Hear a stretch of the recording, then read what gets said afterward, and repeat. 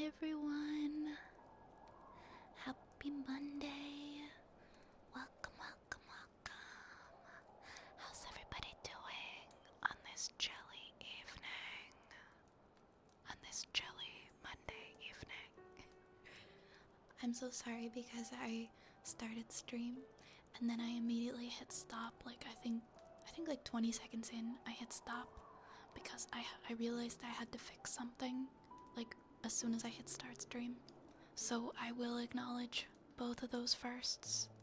So in that case, Eternalis and Morny, you were both first. You were both first today. Congrats on first. Ooh, we got a glasses toggle. Bye bye glasses. No glasses today. No glasses for Vi today. How's everybody doing? How's everybody's first day back at the week going? I hope well. I hope well.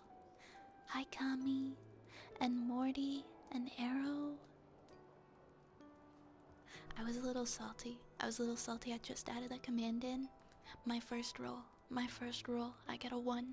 Just right off the bat. I rolled a 1. I'm gonna choose not to acknowledge that I rolled a 1. Hi Rogue. Morty did steal my luck. Morty rolled a 20. Morty just waltzes in and rolls a 20. Steals my luck right off the bat, man. What's your deal? Hi Eternalis. Hi Just Me. Hi Battle Venom. First day at the academy went well. Really excited to be there. Oh, and you made a friend. That's awesome. That's so solid. Making a friend on the first day really helps. Really helps the nerves when you're starting any kind of a new experience. So I'm glad you had such a good first day, Rogue. That's awesome. Hi Jerry and Fatster. What time is it for me? It is 10:13 p.m. It is 10:13 p.m. for Vi. So, just getting into the late evening, I guess. I just posted the schedule, so I don't know how many of you guys saw, but starting tomorrow, I'm going to be starting an hour earlier. I'm still going to be streaming until 1 a.m. like I usually do. What I'm doing is I'm pretty much just adding an hour to stream. So I'll be streaming for an hour longer than I usually do. Starting tomorrow.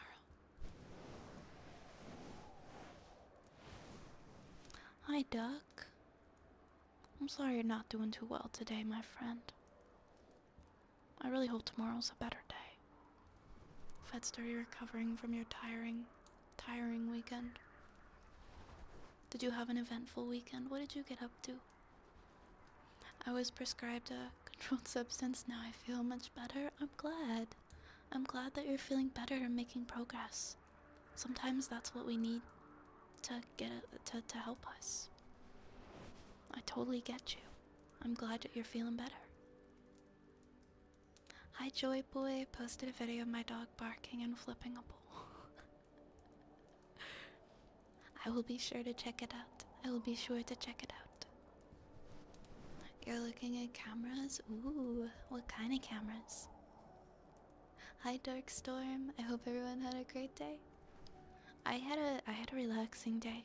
Usually I don't let myself relax, because I always feel like I need to be working and pushing towards things, but I let myself relax today and just kind of take my time on my own pace, and it was good. Hey, Just Gold. You appear to be streaming. I do. I am here. It is 10 o'clock. What is up? It is Vi hours. The apothecary is open for business. Exactly. No matter how bad a day is, I think what always brings me comfort is, I know it's like a very commonly said phrase, but this too shall pass has helped me through a lot of things, because it was always right. All of the crappy instances in my life, some of them were much longer than others, but they passed. They went away eventually. They were gone. They were over. They passed. And better things eventually happened, and I think that is something that's so important to remember. No matter how bad things are, that bad thing will pass eventually. There will always be better days, and it's never the end of the world. Do I know what time it is? It's quarter to burrito. What's Are you getting burritos? What kind of burritos are you getting, Race? What kind of burritos are you getting? Oh right, Fat Star, I remember now. You did that really long drive to go to your friend's wedding reception, and you didn't stay overnight or anything. You just drove the 4 hours there and the 4 hours back.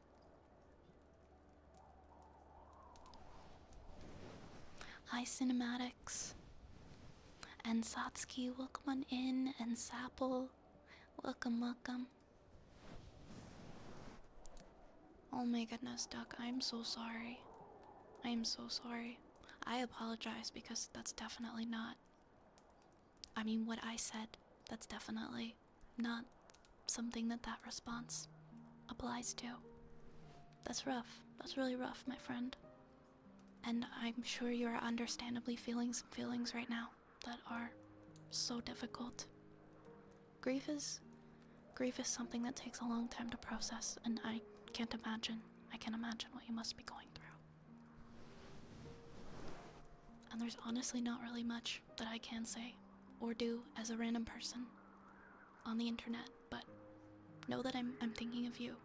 I feel for you, and my heart is with you right now, okay? Because that is a lot. That is a lot to process and to go through, and sometimes words can't really do much in that kind of a situation. Words are words. And we just need to feel and process and experience when those things happen, and just kind of let our feelings happen. But, Duck, we love you. And we're thinking of you. And we're sending you peace for the days ahead, okay?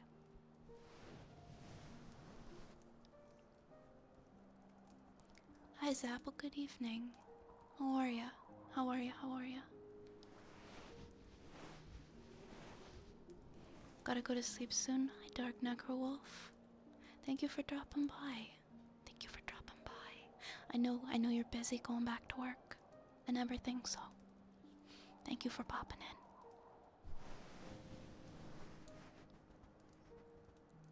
But I hope that back to work has been alright for you. And that you're back to I know you're getting back to like the busy schedule. You take care, Duck. You take care. I'm doing alright. How was your day? My day was alright. My day was okay. It was a relaxing day. Just a relaxing day. You're going to get some ice cream? What kind of ice cream? Are you a DQ person like me? When I want ice cream, I always go to DQ. I always pick DQ. Novocaine, thank you so much for that follow.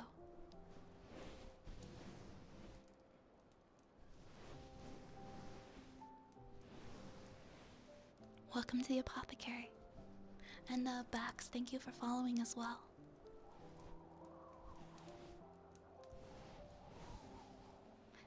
DQ is so good. I absolutely adore DQ. It's always my favorite. I feel silly because it's like there's all these like homemade ice cream places, but I always go for DQ. I find that it's just so unmatched. Maybe because of the nostalgia. Cold Stone is good too. I haven't had Cold Stone in over a decade because it pulled out of Canada. Fun fact, Cold Stone and Tim Hortons had a bit of like a joint partnership going where there were Cold Stone locations inside / attached to different Tim Hortons locations, but then Cold Stone totally pulled out of Canada, I think after like a year or two, and then we never had Cold Stone again. That was it. The end.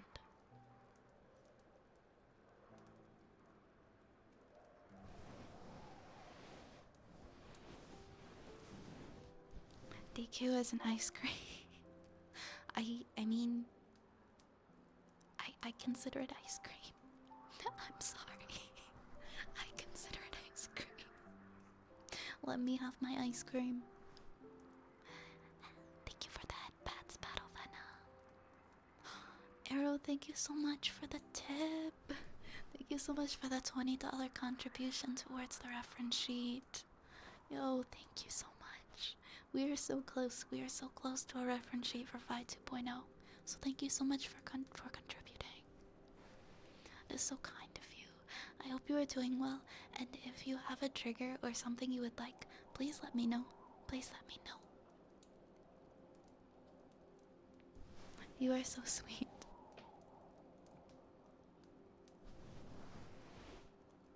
They're legally prohibited from calling their dairy product ice cream still. Yeah, it's a dairy product, but it's not ice cream. But alright, I'll call it a dairy treat, I guess. It's my favorite frozen treat. You have a story? Oh yeah, send it over. Send it over, I'd love to read it. Why not Zoidberg? Thank you for the follow. I love your username. I love Futurama.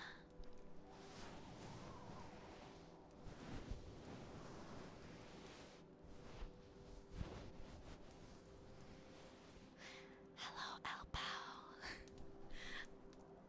Hello, hello. Hello in English.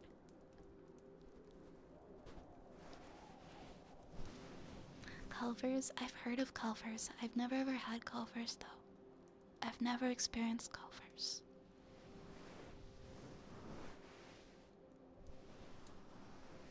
Links are okay in the chat? Yep. Thank you for asking first. Of course, go ahead.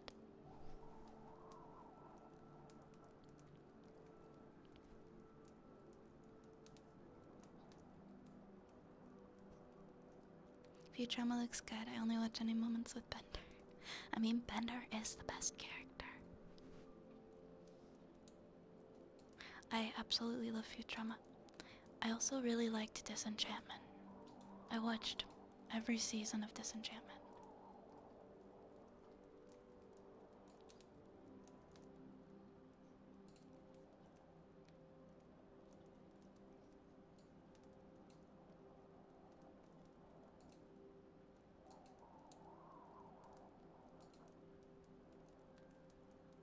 I'd like to give you some context for sure. Go ahead. Oops. I accidentally unmuted it, my bad. So it's a Thousand Years of Dreams, Hannah's Departure. Okay, so it's from the game Lost Odyssey. And I can just read it off of the video, yeah? Everything's just, all the subtitles, everything's just gonna be on the video that I can read.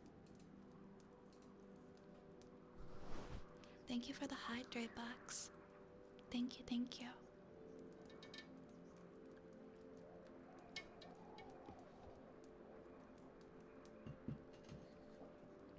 Wait, can I?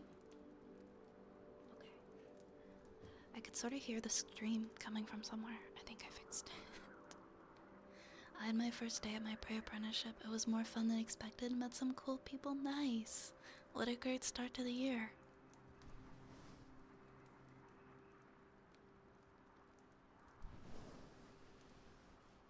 Everybody's starting like all these new things. I'm so excited for you guys. I'm so excited for you guys. On Christmas Eve, I quoted him saying, Xmas Eve, another pointless day where I accomplished nothing. I love Bender's bad attitude. I think everybody has felt like Bender one time or another.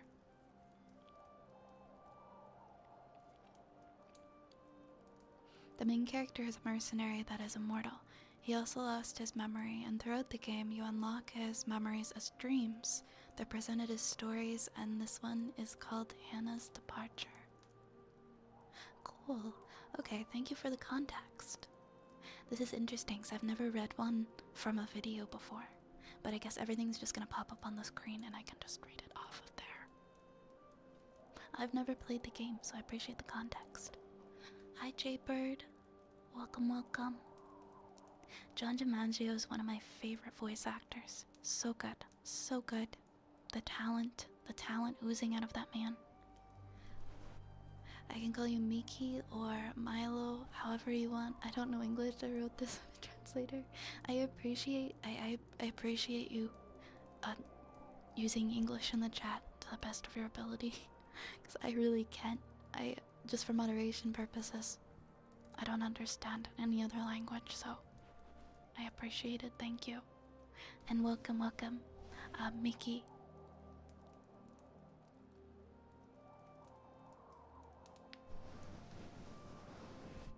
Alright, I am going to start reading Lost Odyssey, 1,000 Years of Dreams, Dream number 1, Hannah's Departure. I'm excited. So it starts out saying, Kaim recalls a memory that was locked deep within his heart. Who here has played Lost Odyssey? I've heard of it, and I've never played it.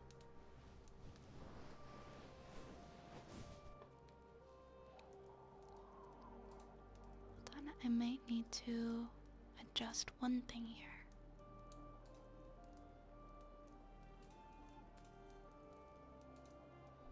A dream has been revealed.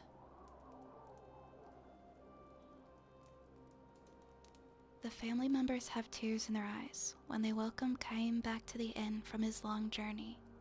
Thank you so much for coming. He understands the situation immediately. The time for departure is drawing near.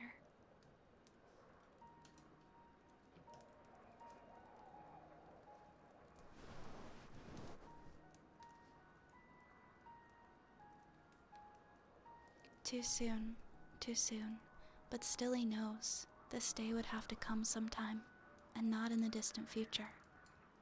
I might never see you again, she said to him with a sad smile when he left on this journey, her smiling face almost transparent in its whiteness, so fragile, and therefore indescribably beautiful, as she laid in bed.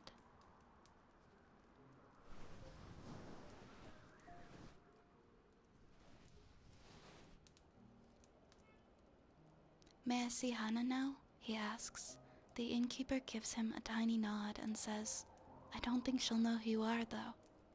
She hasn't opened her eyes since last night, he warns Kaim.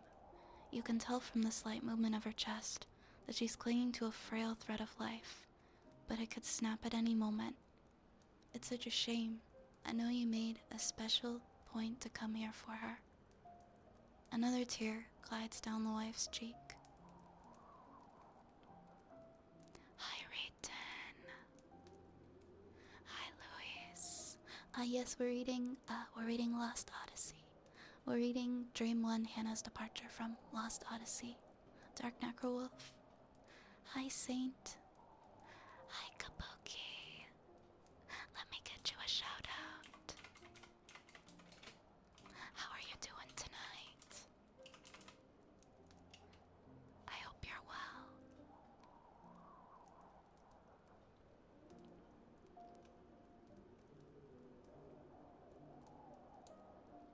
You've played it? Nice. I've had friends who have played it, but that's pretty much like my only understanding is from what people have told me.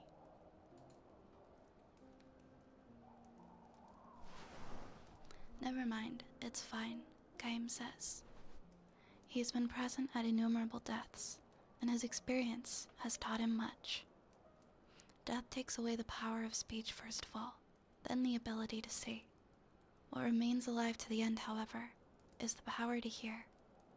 Even though the person has lost consciousness, it is by no means unusual for the voices of the family to bring forth smiles or tears. Kaim puts his arm around the woman's shoulder and says, I have lots of travel stories to tell her. I've been looking forward to this my whole time on the road. Instead of smiling, the woman releases another large tear and nods to Kaim. And Hannah was looking so forward to hearing your stories. Her sobs almost drown out her words.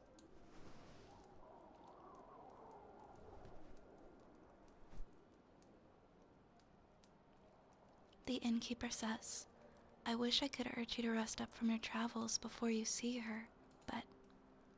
Kaim interrupts his apologies. Of course, I'll see her right away. There's very little time left. Hana, the only daughter of the innkeeper and his wife, will probably breathe her last before the sun comes up. Kaim lowers his pack to the floor and quietly opens the door to Hana's room. Hana was frail from birth. Far from enjoying the opportunity to travel, she rarely left the town or even the neighborhood in which she was born and raised.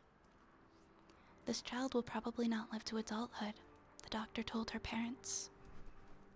To this tiny girl with extraordinarily beautiful, doll-like features, the gods had dealt an all-too sad destiny.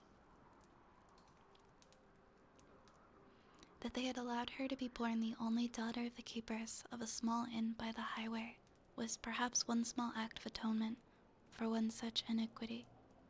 Hana was unable to go anywhere, but the guests who stayed at her parents' inn would never tell her stories of the countries and the towns and the landscapes of the people that she would never know.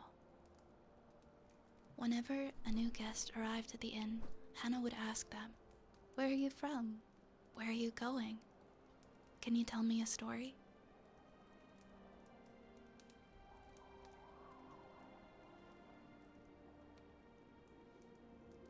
She would sit and listen to their stories with sparkling eyes, urging them on to new episodes with, and then? When they left the inn, she would beg them, "Please come back and tell me lots and lots of stories about faraway countries." She would stand there waving until the person disappeared far down the highway, give one lonely sigh, and go back to bed. Hana is sound asleep. No one else is in this room, perhaps an indication that she has long since passed the stage when the doctors can do anything for her. Kaim sits down on the chair next to the bed and says with a smile, "Hello, Hana, I'm back." She does not respond. Her little chest, still without the swelling of a grown woman, rises and falls almost imperceptibly. "I went far across the ocean this time," he tells her. "The ocean on the side where the sun comes up. I took a boat from the harbor, way, way, way far beyond the mountains you can see from this window. And I was on the sea from the time the moon was perfectly round, till it got smaller and smaller, and then bigger and bigger until it was full again. There is nothing but ocean as far as the eye could see. Just the sea and the sky. Can you imagine it, Hana? You've never seen the ocean, but I'm sure people have told you about it. It's like a huge, big, endless puddle." Kaim chuckles to himself, and it seems to him that Hana's pale white cheek moves slightly.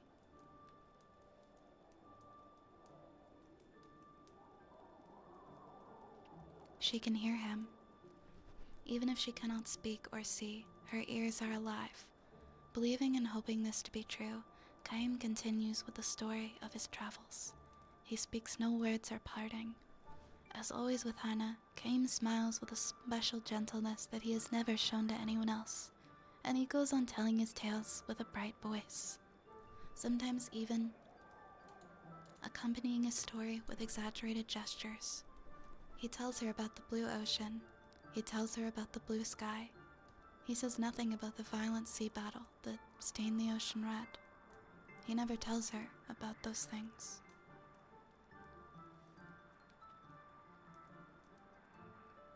Hana was still a tiny girl when Kaim first visited the inn. When she asked him, "Where are you from?" and "Will you tell me some more stories?" with her childish pronunciation and innocent smile, Kaim felt a soft glow in his chest. At the time, he was returning from a battle. More precisely, he had ended one battle and was on his way to the next. His life consisted of traveling from one battlefield to another, and nothing about that has changed to this day. He has taken the lives of countless enemy troops and witnessed the deaths of countless comrades across the battlefield. Moreover, the only thing separating enemies from comrades is the slightest stroke of fortune. Yet had the gears of destiny turned a slightly different way, his enemies would have been comrades and his comrades' enemies. This is the fate of the mercenary.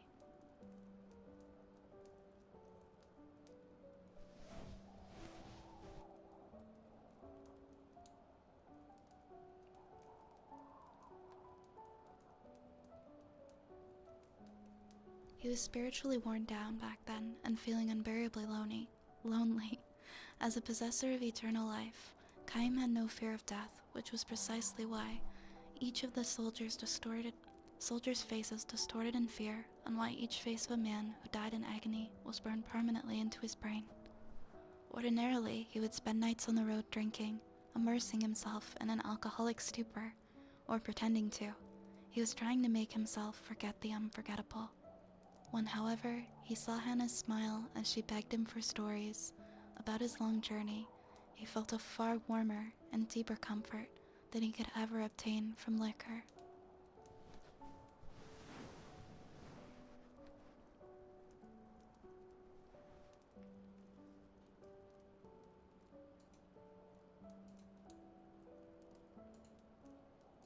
He told her many things, about a beautiful flower that he discovered on the battlefield, about the bewitching beauty of the mist filling the forest the night before the final battle, about the marvelous taste of the spring water in a ravine where he and his men had fled after losing a battle, about a vast, bottomless blue sky that he saw after battle.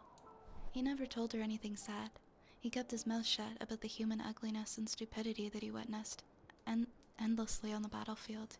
He concealed his position as a mercenary from her, kept silent regarding his reasons for traveling constantly, and spoke only of things that were beautiful and sweet and lovely. He sees now that he told Hannah only beautiful stories of the road, not so much out of concern for her purity, but for his own sake. Staying in the inn where Hannah waited to see him turned out to be one of Kaim's small pleasures in life. Telling her about the memories he brought back from his journeys, he felt some degree of salvation, however slight. 5 years, 10 years, his friendship with the girl continued. Little by little, she neared adulthood, which meant that, as the doctors predicted, each day brought her that much closer to death. And now, Kaim ends the last travel story he will share with her. He can never see her again, never tell her stories again. Before dawn, when the darkness of night is at its deepest, long pauses enter into Hannah's breathing. The frail thread of her life is about to snap as Kaim and her parents watch over her. The tiny light that was lodged in Kaim's breast will be extinguished. His lonely travels will begin again tomorrow, his long travels without an end. You'll be leaving on travels of your own soon, Hannah, Kaim tells her gently. You'll be leaving for a world that no one knows, a world that has never entered into any of the stories you have heard so far. Finally, you'll be able to leave your bed and walk anywhere you want to go. You'll be free. He wants her to know that death is not sorrow, but a joy mixed with tears. It's your turn now. Be sure to tell everyone about the memories of your journey. Her parents will make that same journey someday, and someday Hannah will be able to meet all the guests she has known at the inn, far beyond the sky. However, I cannot go there. I can never escape this world. I can never see you again.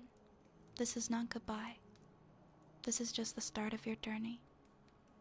He speaks his final words to her. We'll meet again. His final lie to her. Hannah makes her departure. Her face is transfused with a tranquil smile, as if she had just said, "See you soon." Her eyes will never open again. A single tear glides slowly down her cheek.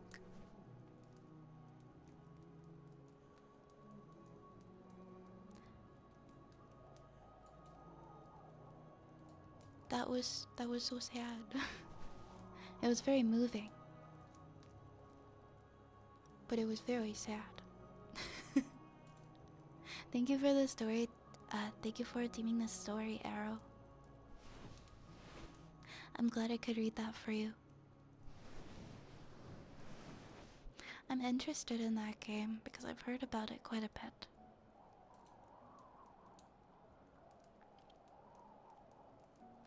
Elsie Max, thank you so much for the follow. Welcome, welcome, welcome. Hi, Distress. Hello, Distress. Hi, Scrungus. Hello, friends. Hello, hello. Hi, Frank. I'm doing pretty good. How is Frank today? How is Frank today?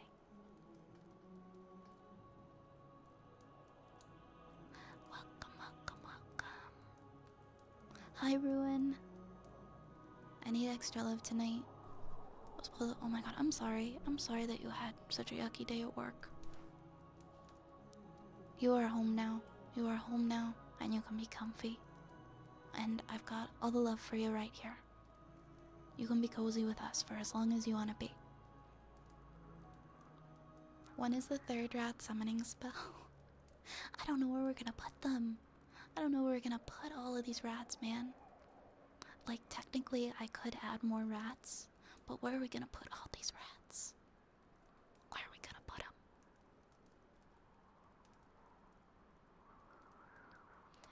At a certain point, there's too many rats.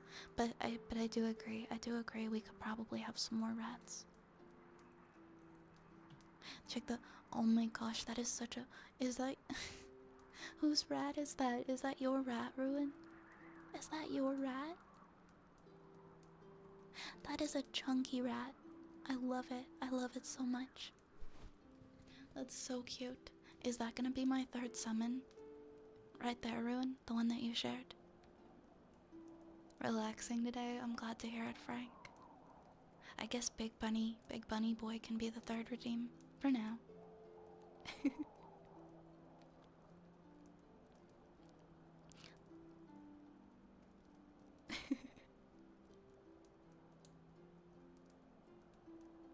So many rats. So many rats. Oh, was it a random Reddit post? Okay, I understand. I understand.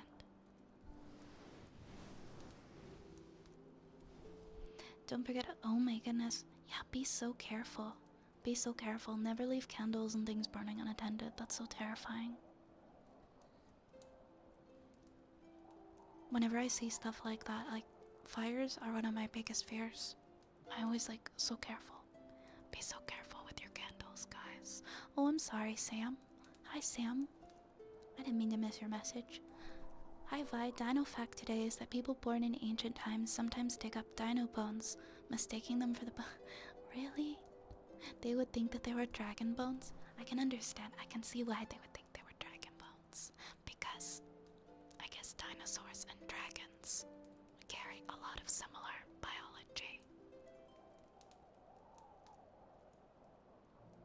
Wait, the poster asked what? Oh, because the rat was getting too big, I see. Hi, Paxton. Hello, hello, Paxton. I'm caught between redeeming an SCP or heartbeats. Why not both? I mean, it doesn't look good, but I think everyone's okay and that things were somewhat contained. I just hope everyone's okay. Whenever I drive past any kind of a building or house fire, that's my first thought is I just hope everybody's okay. Because physical items and things, they can always be replaced. I mean, unless it's photos or things like that. But even so, it's just physical items. They don't matter as much as you do. They don't matter as much as the people around you.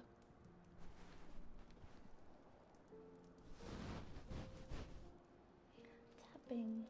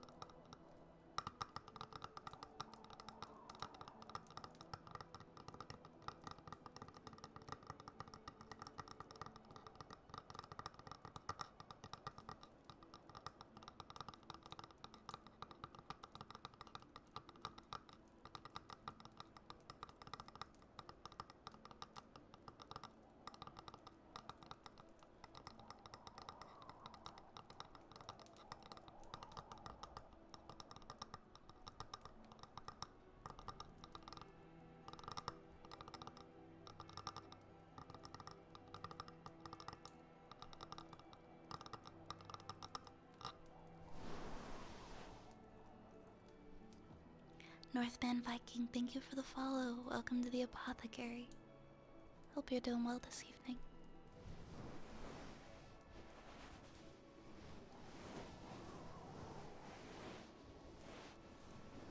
You like quesada? Quesada's good. Quesada does good burritos. I agree. Hi, Wild Dragon. Hi, Wild Dragon. Hi, Trees. Hi, Nuggy. How are you lovely people doing tonight? Enjoy your lurk, Trees. Thank you so much for lurking.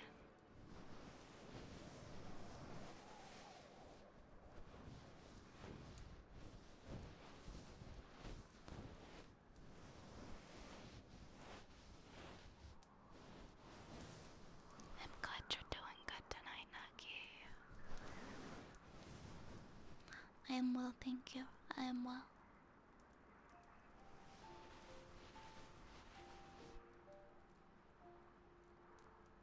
Yes, you can do both. You can do both. I'm Evie. My day yesterday was packed. Did you have a busy Sunday? I hope you get a nice, well-deserved rest tonight.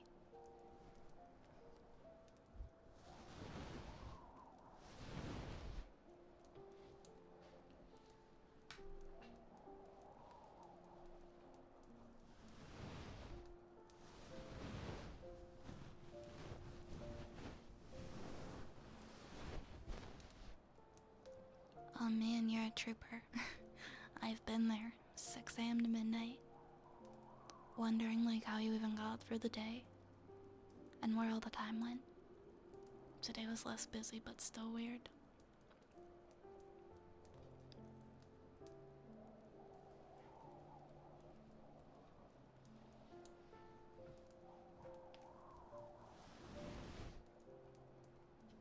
Why does my back pillow just feel so strange?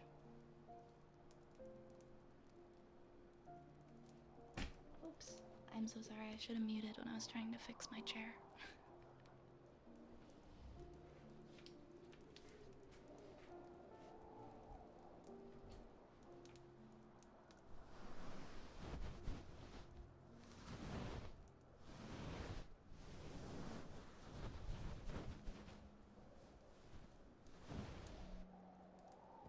Hi, Duck. Welcome back. Welcome back, Duck.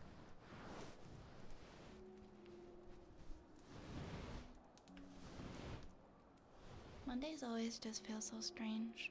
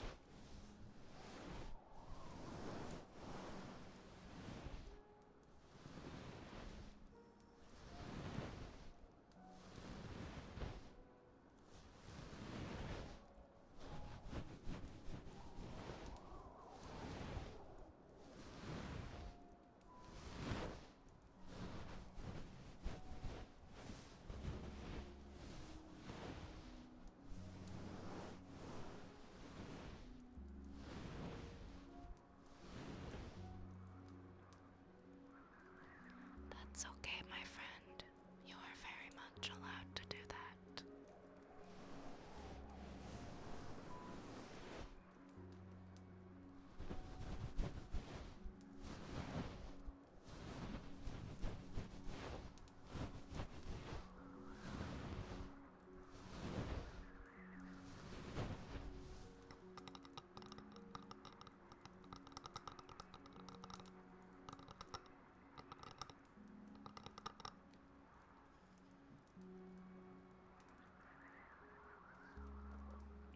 Really? Is that gonna be the last of the wholesome SCPs? No more about a box of Little Caesars pizza. Because that one was good. Oh no way, this one's about a love tester.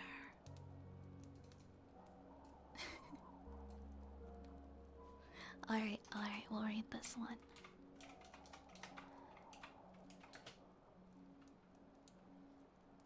I know most of them aren't wholesome at all. Alright. Wasn't there another site though that had like mock, like silly ones? I swear there was like a silly site for SCPs.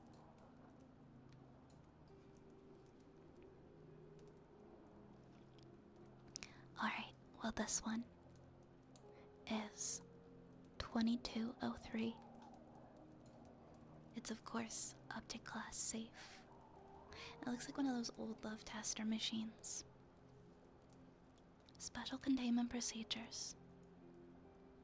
SCP-2203 is to be kept in a standard locker and powered down between tests. Use of 2203 is restricted solely for testing and not for any other purpose. Any information gathered from 2203 must be logged in the experiment journal and is not to be acted upon without principal researcher's consent. All requests for hiring decisions, vacation time, or transfers to different facilities strictly on 2203's advice will be denied. Researchers are expected to review the personnel guide for Foundation policies regarding ethical behavior and relationships between employees before testing. Testing of the cards created by 2203 using 2236 has been approved following review by Site Command.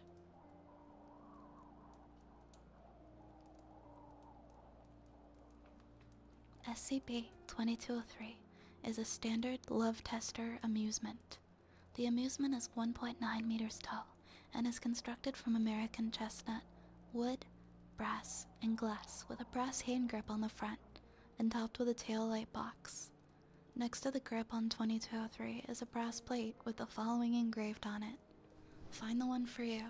Test your love and find that special someone you are destined to spend the rest of your life with. Your sweetheart is waiting. On the back of the machine is a small plaque listing the Great Amusementology Company as the manufacturer. Similar to other love testers, when activated, the light box cycles through each light while a beeping melody is played. Based on the measured skin conductivity of the subject holding the hand grip, the light box indicates a supposed score of the subject's romantic appeal. The possible results are please try again, clammy, harmless, mild, naughty but nice, wild, burning, passionate, hot stuff, and uncontrollable. Unlike other love testers, 2203 also dispenses a calling card, displaying the name and address of a person, along with a few words of advice about approaching said person.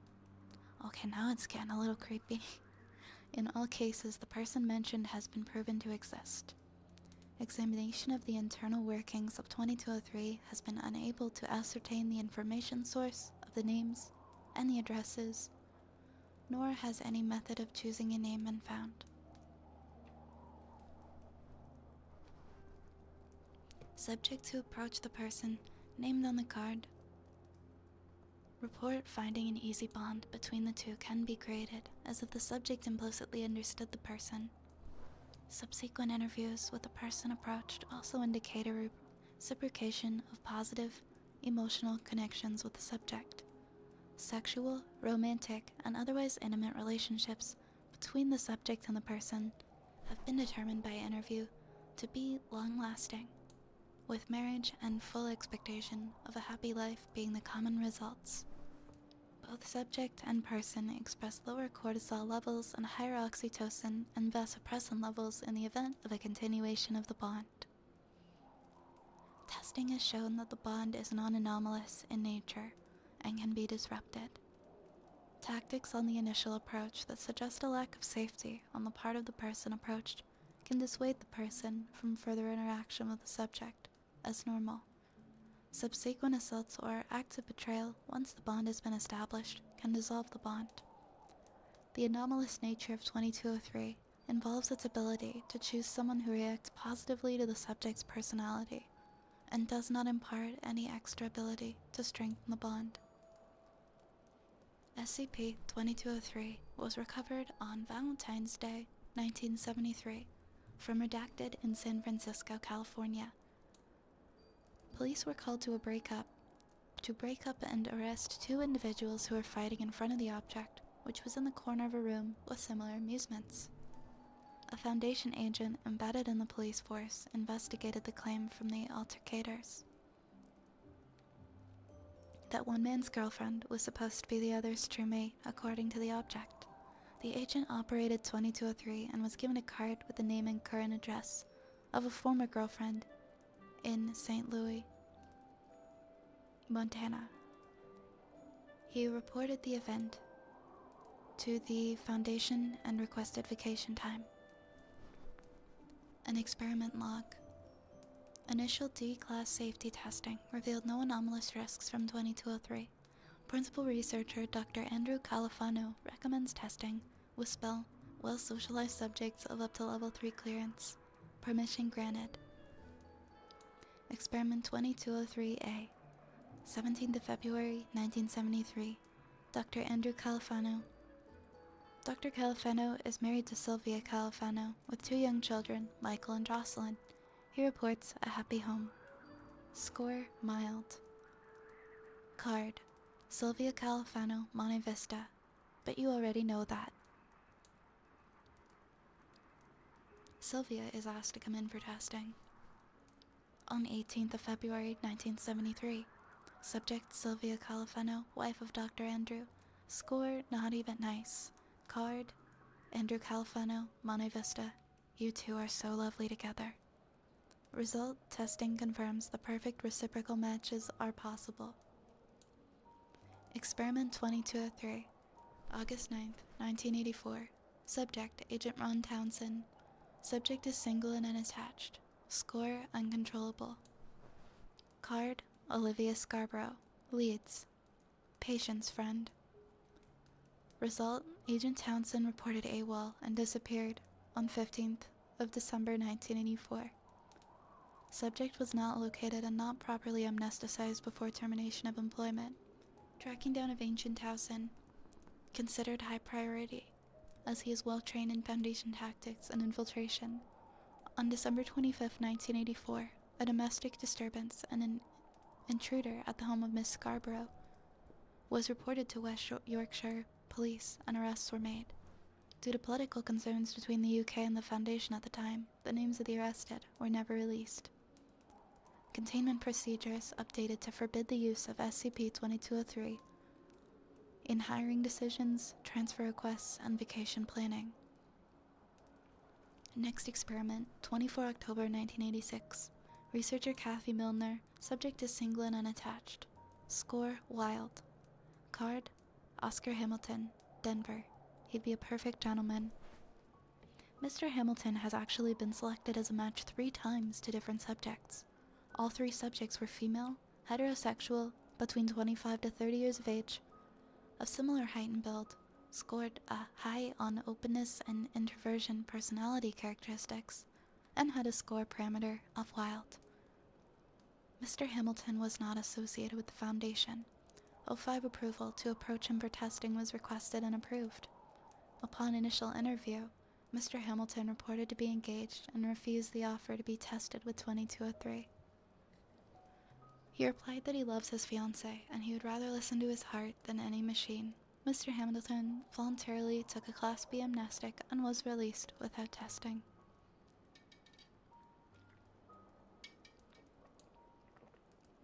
Next experiment, May 11th, 97, Dr. Misaki Ota. Subject is single and unattached. Subject reports being asexual and aromantic. Score harmless. Karen Schmidt, room 459, New York City. Relax, her art will speak to you. Result. Subsequent contact with Ms. Schmidt has been to date positive. Dr. Ota has provided considerable support for Ms. Schmidt's artworks and counts her as her best friend. Sexual and romantic orientation of the subjects have been preserved in all cases. All identification of partners have proven compatible for the subject. Last experiment, 18 April 03. Subject, D72234. Subject is single and unattached. Noted to have history of DV. Requested testing on SCP-2203. Score uncontrollable. And their card said, "You should have waited." The end. I don't know if that warns at the end, but I don't really know what to say at the end of that because oof. Big oof. Marlon, thank you so much for the follow, and Reddy, thank you for the follow as well. And enjoy your lurk, Flacco. Mwah.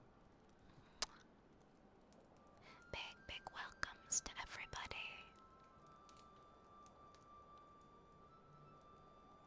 Yes, Duck, so anything up to 10 minutes, you can request to be read. Again, like anything within reason, right? Like nothing outside of TOS, obviously. So most things go. I'm fine with most things. Like game lore, stories, SCPs, poems, things like that. Hi, Rune. Imagine using that thing and it comes up with... But... I wonder if it would do that. I wonder if it's capable of doing that. That would be terrible. That's just vile. Hi, Felgor. Hope you have a great day today. How are you, Felgor? Welcome. Welcome, welcome, welcome.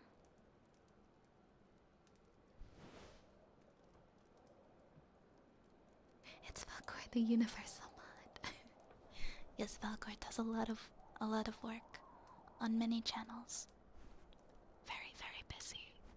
And such a wonderful, supportive person in the ASMR community. Yeah, of course, let me know if you think of anything. The story redeems are open whenever I'm streaming for the most part. There is a 15-minute cooldown. There's a 15-minute cooldown currently between people redeeming, just so that I don't get super behind on chat. Because for the last how many days this week, I've been getting like an hour, not behind on chat, sorry. I was like an hour behind in redeems for like the last 3 days. And I think it's because like people would request like 3 stories in a row. It would be one person and another and another. And then while I was reading them, people would redeem like shorter things like tuning forks, and then I would just never get to those. So now we have some cooldowns so that the activity feed doesn't fill up as quickly. The Communist Manifesto.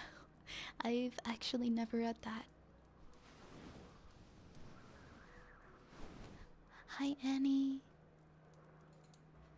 Hi, Annie. Annie, your chippy was so cute last night. I was hanging out in your stream last night. So cute.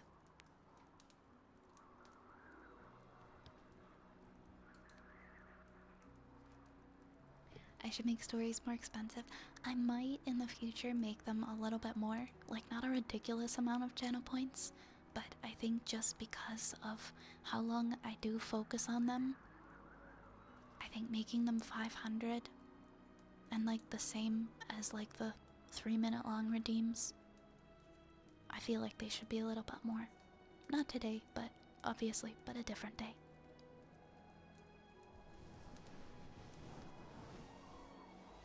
Story request Vi's journal. We are not reading Vi's journal from childhood. We can just leave that in the past. Never, never, ever, never. Maybe we can find some witchy books to read. Maybe. Book of the Dead, Necronomicon. I think I have like I probably have a Necronomicon lying around here somewhere. I know I have something H.P. Lovecraft somewhere in my house.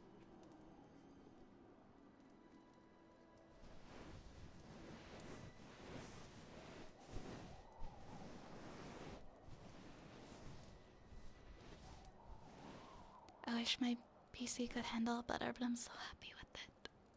It turned out very, very lovely. Thank you for shouting out Annie, Sample. Annie is such a sweetheart. If you don't already follow Annie, what are you doing? Go follow Annie. Thank you, Satsuki. Thank you so much for the follow. Welcome, welcome to the apothecary. Hi, Hunter. Hello, hello. It's already 500? Yeah, maybe 1k? I feel like that might be more fair since all the other redeems are like 3 minutes and I do like 15-minute long, 10 sometimes 15 minutes focusing on the stories. Just to be a little more fair. I think 1k might be good. So I think today might be the last day that there are 500.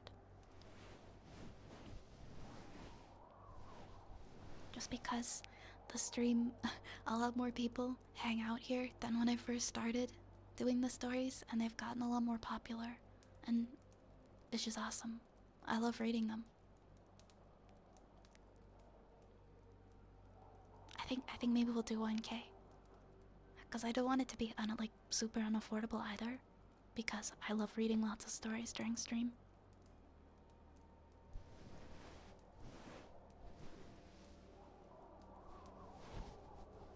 Yeah, I think 1k sounds good.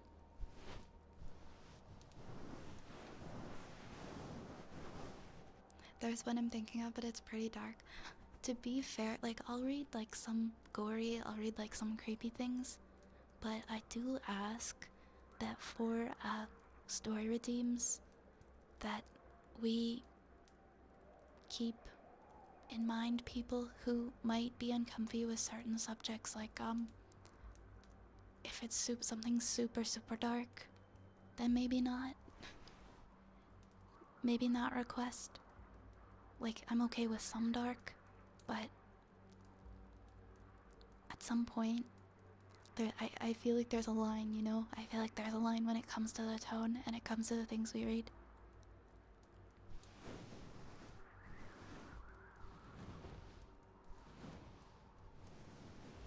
Cause like the last thing I want is for people to just be hanging out here, and I'm reading, and the majority of the things that I read, people are like, "Wow, this is really dark," or "This is really uncomfy and unsettling. I can't relax anymore."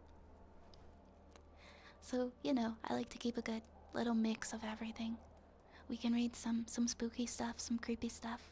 We can read some silly stuff. But if you feel like it might be a little too dark, then it might be. Just based off of the stuff that I read already, I think is a good gauge to have. I'll change it just because people have already redeemed today for 500, and we've already done some star redeems. I think it would be fair if I'm gonna change it tomorrow. We'll let everybody still pay the same amount of points today. Now I'm constantly clicking on it, waiting for the cooldown. I'm sorry. I think it's just better so that we don't have like 3 or 4 stories in a row, because when people redeem like shorter things like heartbeats and things like that, then they don't have to wait through like 3 stories to get their redeem. Okay, we got mouth pops and then we got heartbeat. Okie dokie.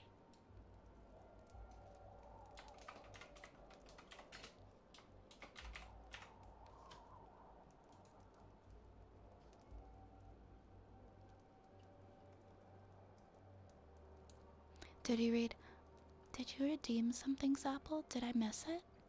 Oh my gosh, Zapple, I missed your poem. That was my bad. I didn't see it. I didn't see it in the activity log. That was all me. That was my bad. Thank you for bringing that up. It happens. My activity log is really condensed right now. I need to make it a little bit longer so that I don't miss things. Camila, thank you for the follow. Welcome on in. Alright, we're gonna do a poem, and then we've got a couple of triggers afterwards. A Dream Within a Dream by Edgar Allan Poe. It was Edgar Allan Poe's birthday the other day, wasn't it? I don't have it memorized, I just remember going on Google and it was like the Google fact of the day or something.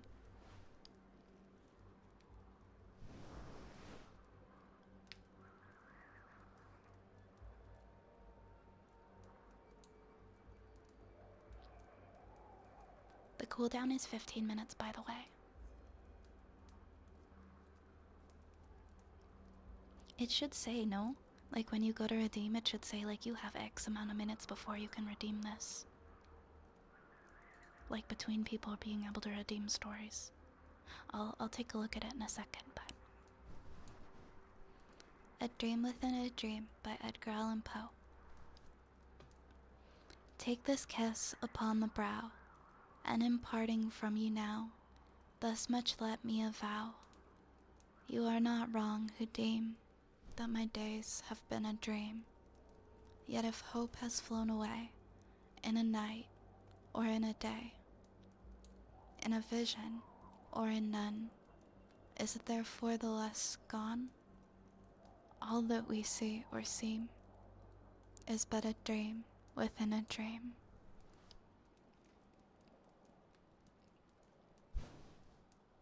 I stand amid the roar of a surf-tormented shore, and I hold within my hand grains of the golden sand. How few, yet how they creep through my fingers to the deep. While I weep, while I weep, oh God, can I not grasp them with a tighter clasp? Oh God, can I not save one from the pitiless wave? Is all that we see or seem but a dream within a dream? Thank you, Zappo. Very, very nice poem. Am I able to request a couple quotes? Sure. Thank you for the hydrate, Camila.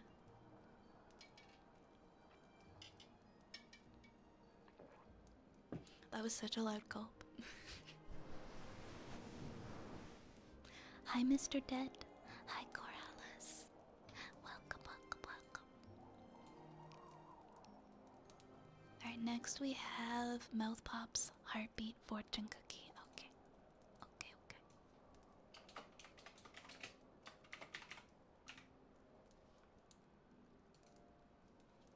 How am I on this cold night? Not as chilly as I could be. How are you?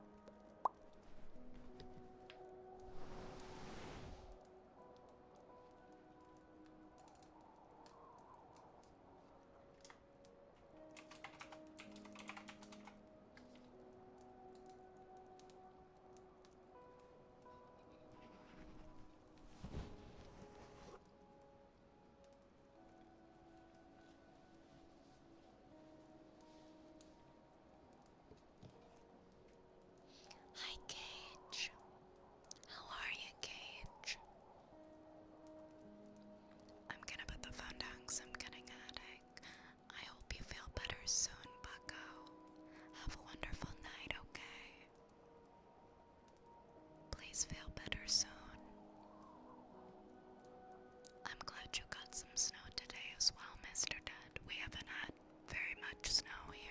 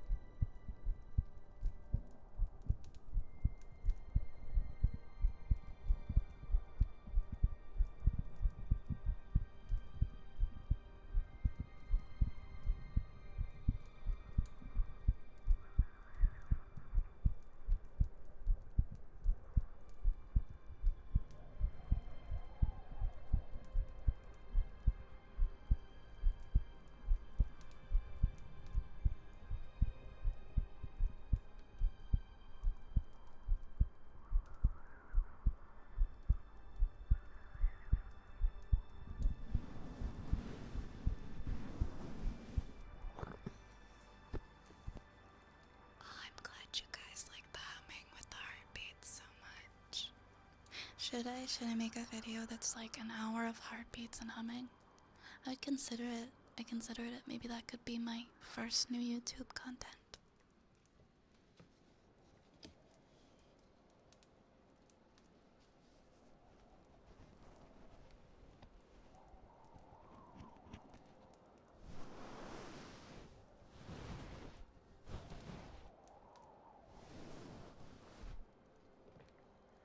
you guys would like that for YouTube? Yeah, I don't know if I'd do a whole hour, but I'd make a pretty long video. If you guys like that, I'd be happy to make something like that for YouTube, for sure. For sure. I've been wanting to upload more. I started uploading my VODs. I'm gonna be totally honest, I've been very anxious about making my first RP video. I don't know why I have so much anxiety surrounding that. So that's why there isn't anything like that out yet. But maybe I'll start slowly and I'll put out different content first. Like maybe I'll put out something like that before I do an RP video.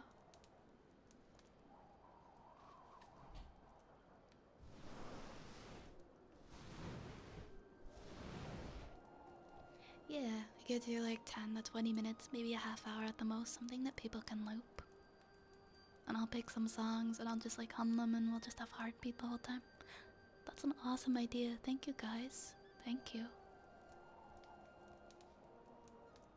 There's if most of you guys, if you already opted into all of the alerts in Discord, you'd already have it. But you can be alerted to new YouTube videos and things as well in the Discord when I post something new.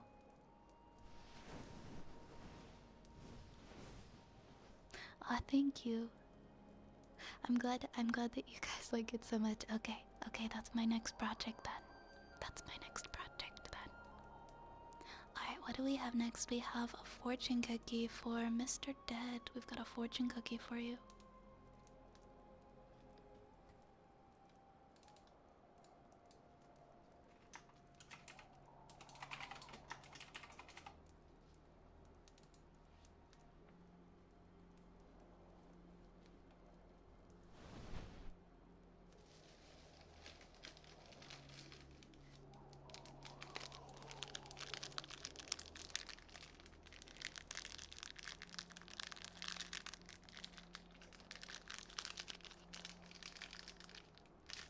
Alright, Mr. Dead, what is your fortune going to be today?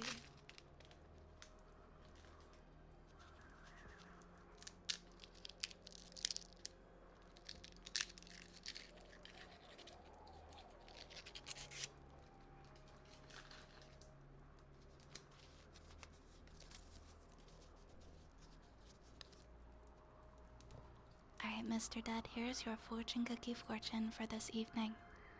Avoid misunderstanding by keeping your ears open. Avoid misunderstanding by keeping your ears open.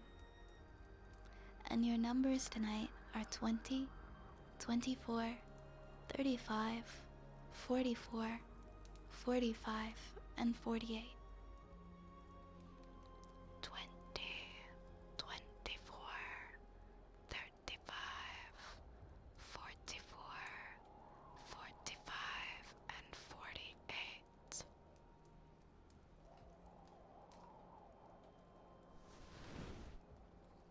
Thank you for having me read your cookie fortune tonight.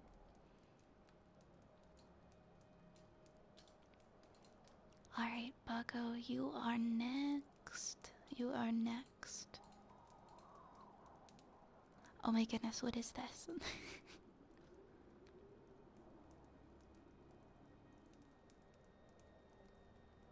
What is this man?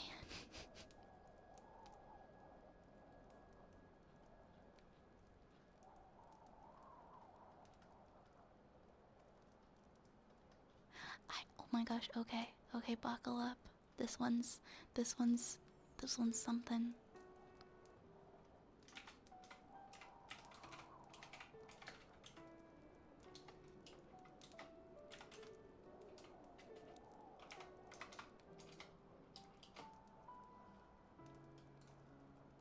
Alright, we've got another story time, and Bucko has requested SCP-7500,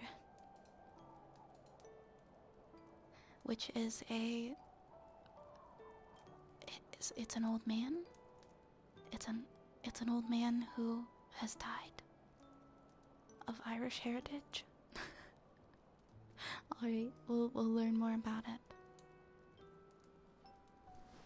Can we do the oath thing again? Oh, you mean what I read the other night? Yeah, definitely.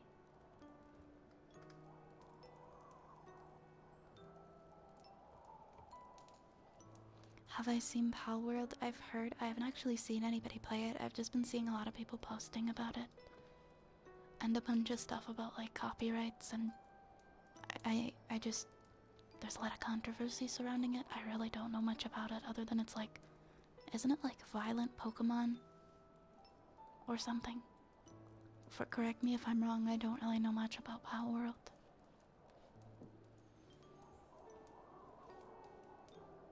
Like, there's people who are really hype about it, and then there's people who are really mad about it. I haven't played it yet. Pokemon with guns. It's like Arc with Pokemon. It's inspired by Pokemon, but it's okay. Gotcha. So they've got all they've got themselves covered then from copyright infringement stuff. Also, there are elements from Minecraft and Valheim. I might just have to check it out. It sounds funny.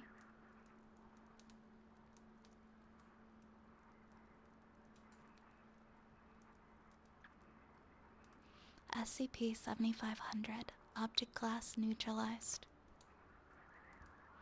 SCP-7500 is buried in the Kahare Old Cemetery. SCP-7500 was Donovan Hanlon, an Australian male of Irish heritage, with the ability to subconsciously manipulate probability. Whenever 7500 was in a situation with multiple possible outcomes, the outcome that 7500 would deem to be the best option occurred. Due to this effect, 7500's health did not degrade during its time in Foundation custody. The plaid vest SCP-7500 wore at all times had a 4-leaf clover pinned to it. This is suspected to be the source of its powers, however it shows no anomalous properties when utilized by anyone other than 7500. During its containment, 7500 refused all requests to remove the jacket. Associated phenomena. After records of the same individual dating back to 1754 were discovered, Foundation agents were dispatched to record 7500's daily life to check for any abnormal incidents. Melbourne, Australia, 5/23, 2002.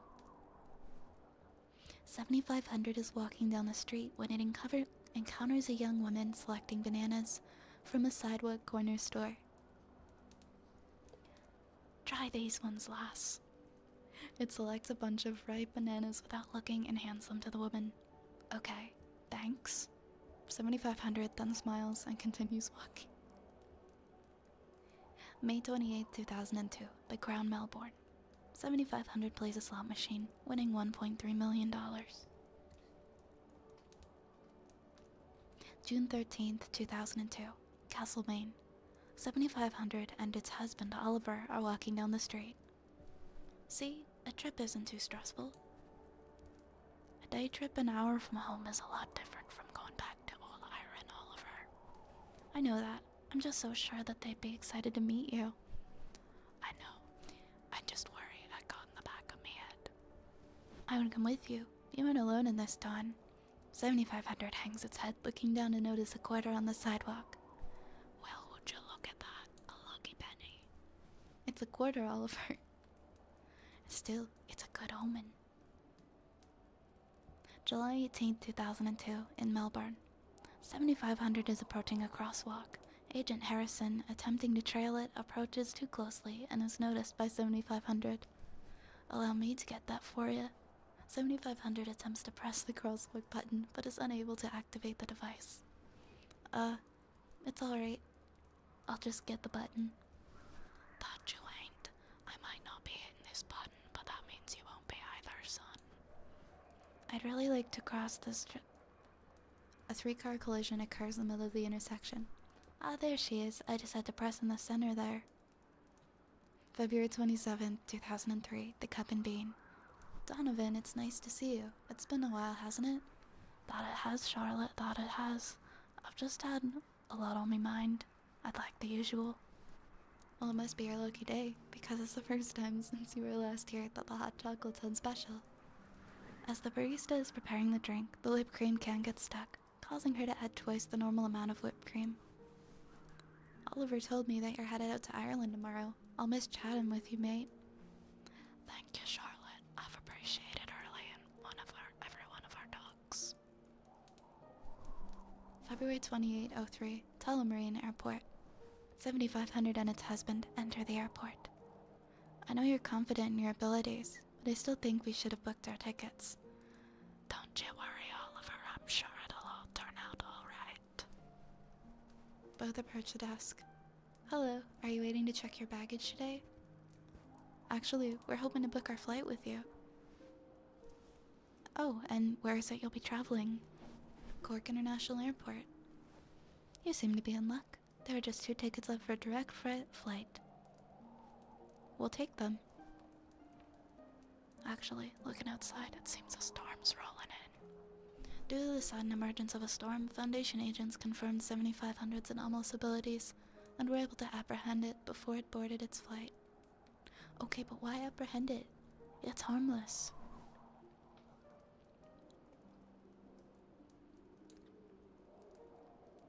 The following is an excerpt from 7500's weekly therapy sessions.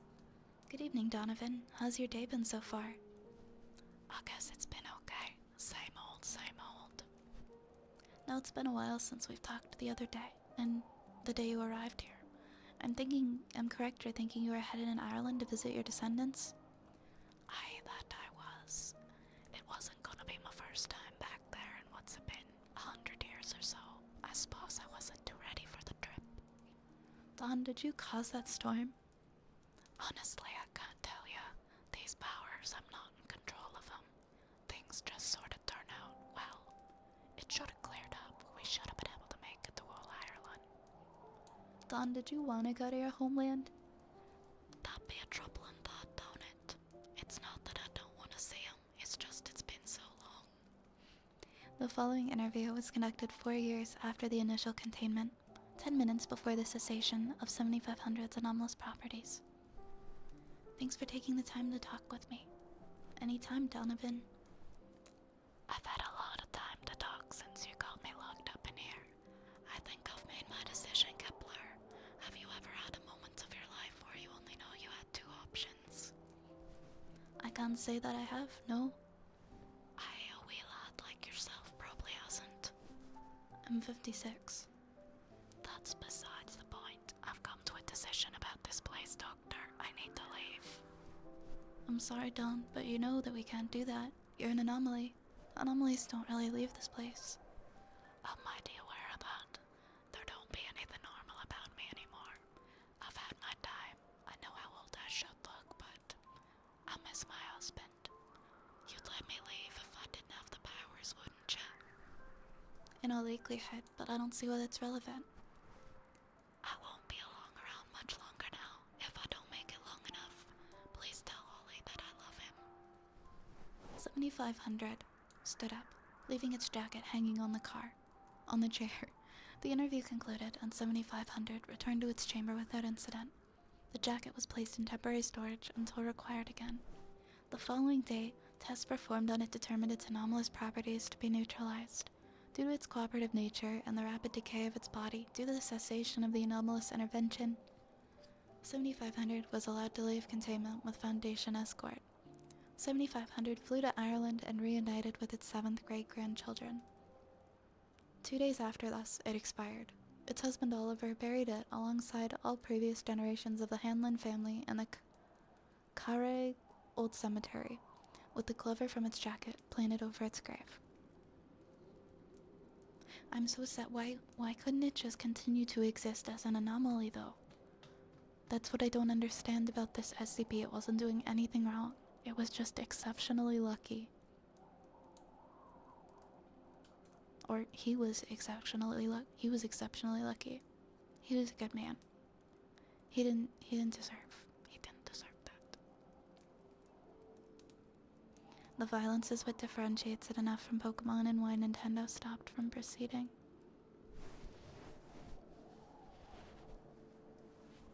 yeah, I wonder if it was more similar in the gameplay, if they would have had a case against it. Yeah, that's true. I guess maybe with the characters they were just different enough. I've seen like some pictures of characters with power that so they will look similar to other Pokemon. Parody is a defense, the legal battle would be messy. That's really saying something because Nintendo hops on anything it can if there's copyright infringement. If they really don't have a case in this.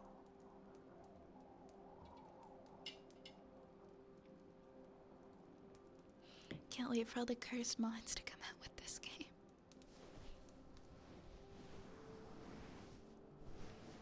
I feel like within the next week I'll probably have tried it and I'll let you guys know what I think.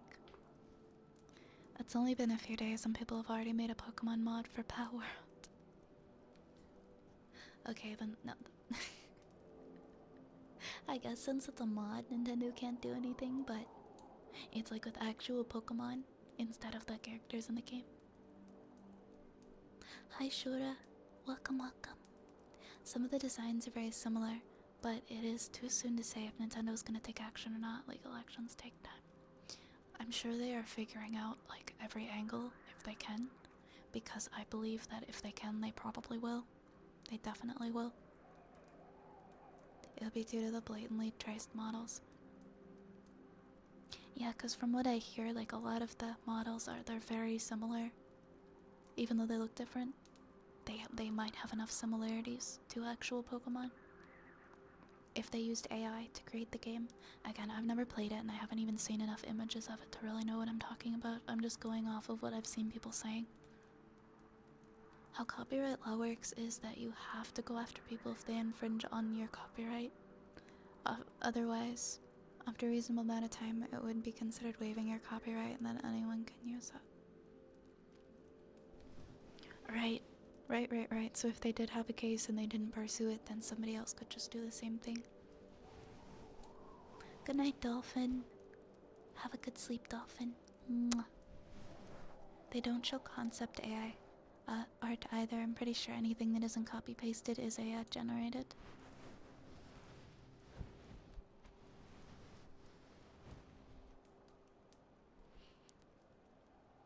I would have to take a closer look at them, at the models, I guess, before making my assumption, because I haven't seen them yet, really. I've seen a couple.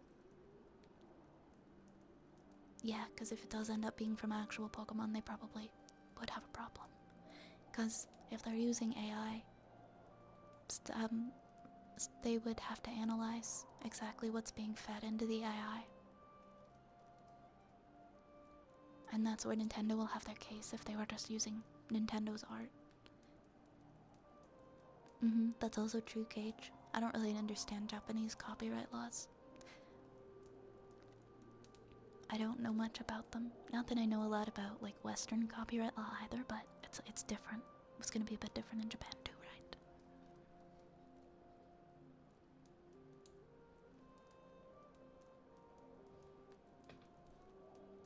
Which one do you think's just copy-pasted, Duck? Alright, what do we have next here in the queue? We've got Mimikaki for Defective Pika.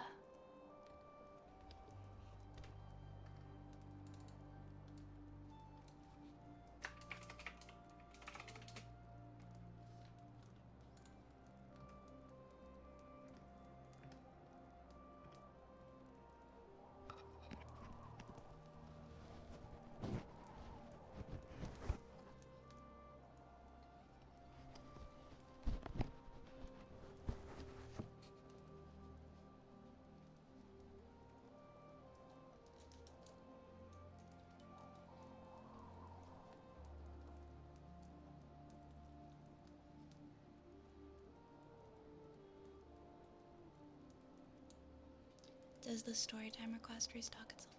Oh, have we done 6 already today? You know what? I used to have a, hold on, where's Tana Points? I used to have it capped at 6 stories a night, but since I've put the 15-minute cooldown on it, I can uncap it.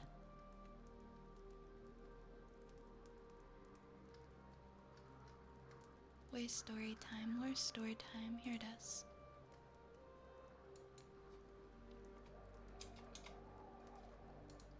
Yeah, I don't think that I've changed it now, so it's not capped anymore.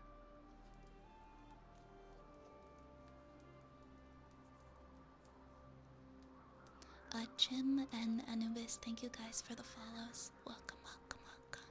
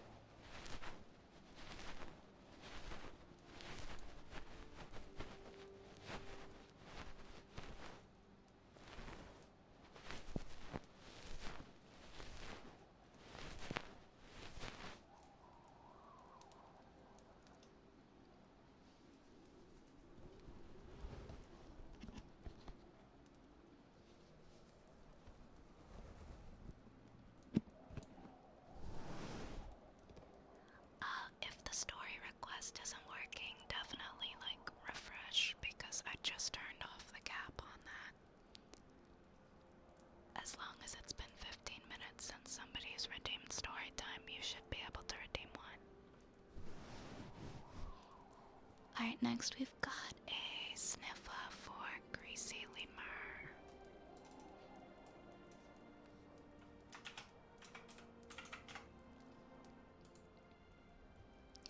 Oh my gosh, Big Bug Bunny Scrunkle's entire family. I love how you guys love the family reunion. Alright, it is time to summon the Scrunkle family from their busy lives and force them to hang out here on the top of this mountain and freeze their butts off for 10 minutes. Hello, Scrunkle family. Welcome, Scrunkle family.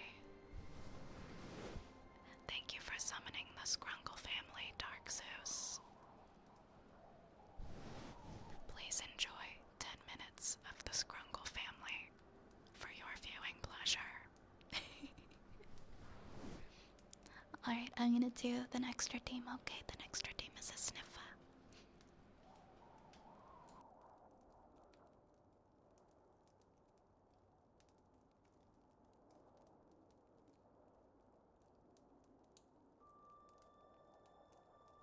Okay, sorry, I had to blow my nose.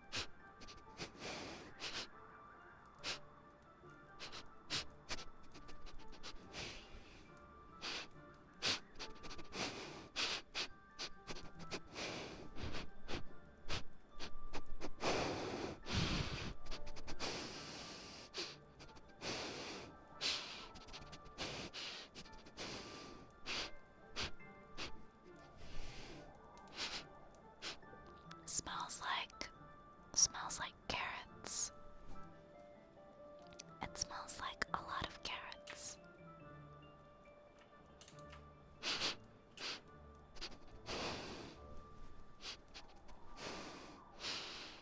There's the carrots that I was smelling.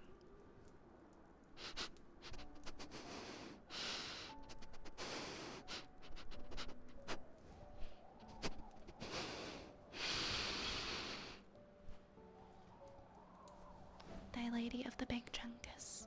That is me. That is my alias. I am Vi, Thy Lady of the Big Chungus.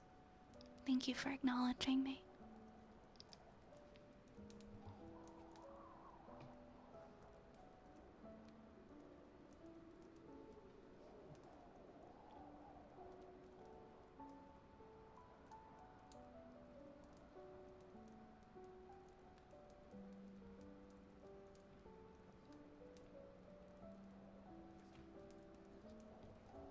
Alright, we have a good boy next for Desperate Dolphin.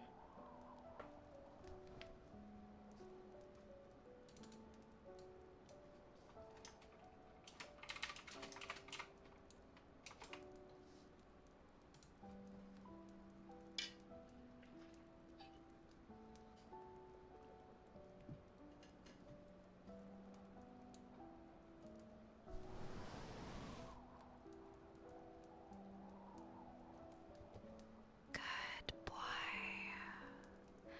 Good boy, Desperate Dolphin. You are such a good boy. A very, very good boy. Good boy. Good boy. You're a very, very good boy. Such a good boy. A very, very good boy. Good boy.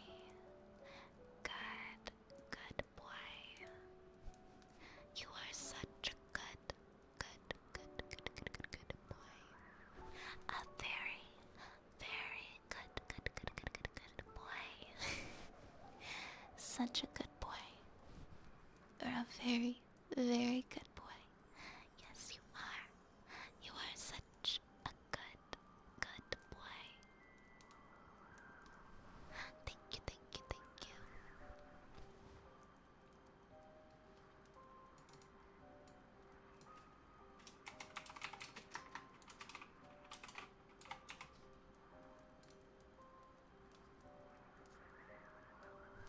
I don't know if we'd be able to fit more.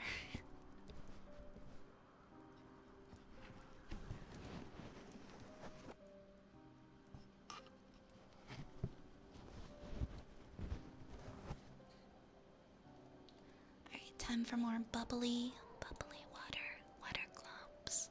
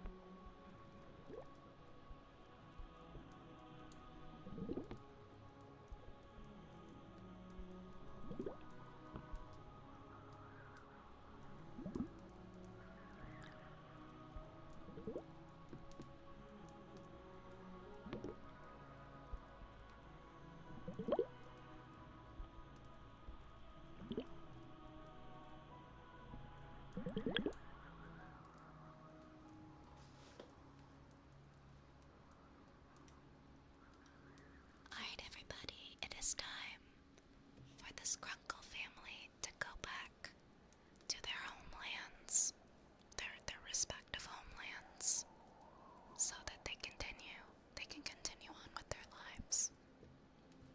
Goodbye, Scrunkle family. Thank you for visiting. Bye bye, bye bye.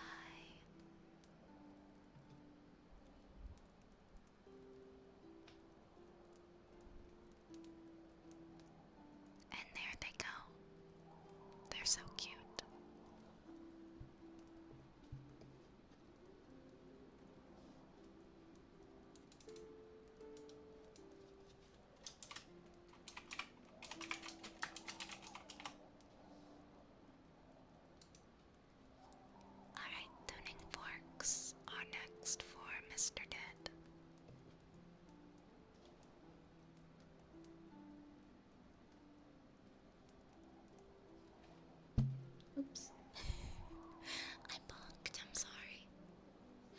but water globes is so relaxing. I agree. I love the way they. I was about to say I love the way they smell. I love the way they sound. Oh, Dinah Reaper and Robin, thank you so much for the follows. Welcome to the apothecary. Mwah.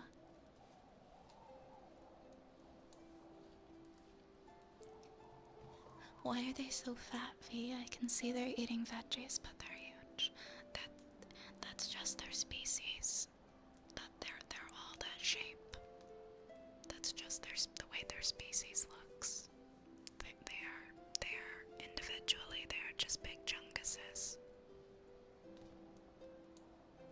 They actually eat quite healthy.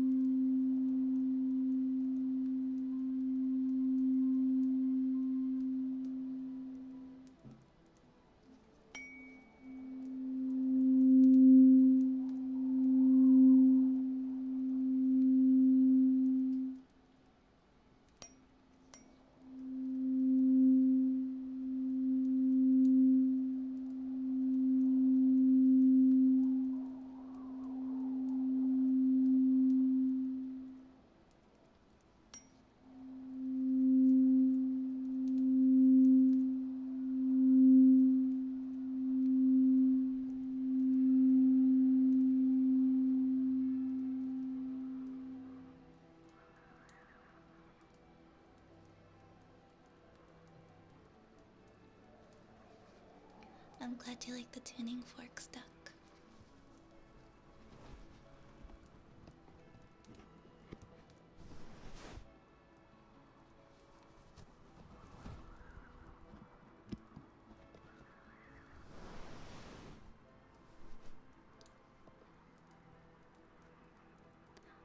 What's the goal about up top? So I decided to start the very lengthy process of working towards getting an original model. As a lot of you guys know, the model that I use is actually a pre-made model with a bunch of customs, and I'm hoping that over time, maybe by the end of the year, I will be able to have an original model for you guys. So I started a reference sheet goal so that we could have a reference sheet for the new model, and then I guess go from there, because it's gonna be a bit of a process. But first I have to get a reference sheet, then I will probably take a while to decide who I'm actually gonna have draw the model, because I don't, in a way, it's gonna be similar. I don't want to stray away too much from this style, but it's gonna be unique just to me, especially for if I wanted to make things, like if I ever wanted to make like merchandise or anything in the future. I definitely want to have a model that I own the rights to. Again, that's like a long way in the future, but once we have a reference sheet, I can start kind of looking towards having somebody create the art for the new model, and then lastly, we'll find somebody to rig the model. This is a pretty long-term goal, but I decided that it would be a fun thing to start working towards. So yeah, that's what that is. Aw, Duck, I'm so glad. Anytime, Duck. I'm glad that the stream has helped you to feel a little bit calmer. You better keep the hat, definitely. Definitely, we'd be keeping the hat. We'd be keeping the ears, keeping the glasses, all that. Not gonna change those attributes.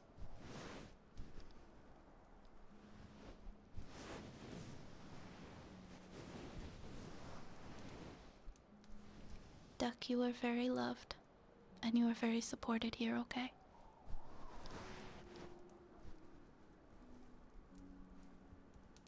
You mean so much. And we are here for you.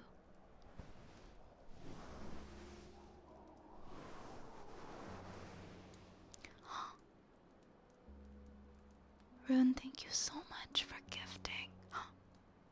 6 months. Rune, thank you for gifting 6 months. 6-month subscription to Duck. That is so sweet of you. Oh my goodness. That's amazing. Rune, that is so kind.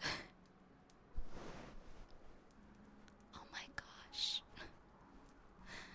Duck, I hope you enjoy your six months of subscriptions. We care about you, dude. We really care about you so much. And we're here with you through what you're going through right now. Rune, thank you for gifting those subs to Duck. That is so kind. I'm tearing up a little bit right now. And Death Noah, thank you as well for subscribing. Thank you as well for subscribing.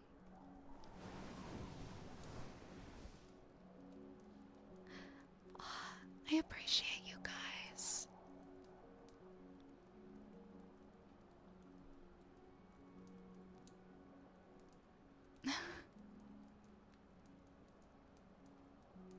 I appreciate you guys so much.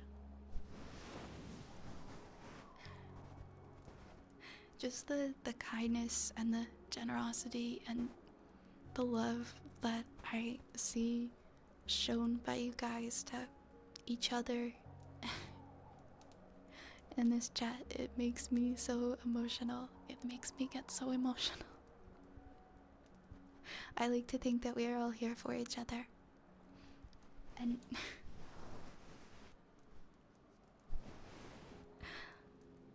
Death Noah, thank you so much for gifting 5 subs to the community. What the heck? Thank you so much for gifting those 5 subs. I'm so lucky to have such a wonderful community. Thank you so much. And Arrow, thank you for gifting that sub to Bees. Thank you guys for the hype train. Oh my goodness. Thank you, thank you, thank you. You guys are so kind.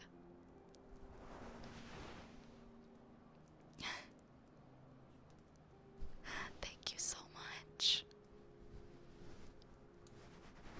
And Cage, thank you for... What are you guys doing? Thank you, Cage. Thank you for gifting that sub as well.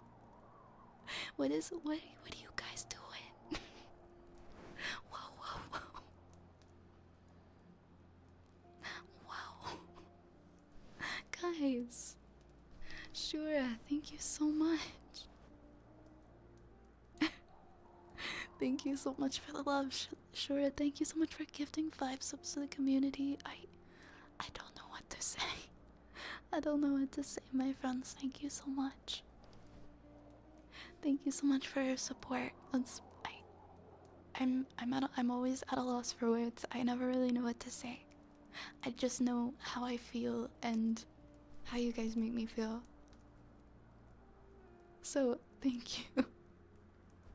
Thank you for encouraging me and supporting me and loving me and making me feel like there is something that I can do on this planet that affects others and impacts their day in a positive way. It has done wonders for me since I started streaming. It has done wonders for me to know that I'm having a positive impact on people. So thank you so much, guys. Thank you so much for being here. I never would have imagined that in the few months since I started that our little community would have grown so much and that there's so many of you absolute sweethearts that choose to tune in and hang out with me at night. You guys are all so lovely. Thank you so much. Mwah. Mwah. I'm gonna cry. Is it okay? Can it be big crying hours right now? Cause it feels like it's crying hours right now. Somebody is cutting onions in the apothecary. Somebody has been cutting onions in the apothecary. Thank you for being a part of... Thank you for being a part of my night every night.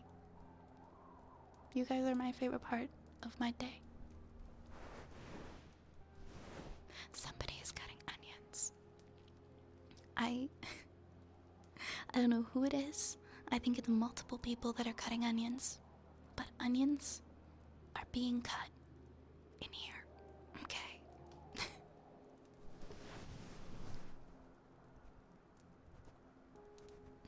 Thank you, Cage.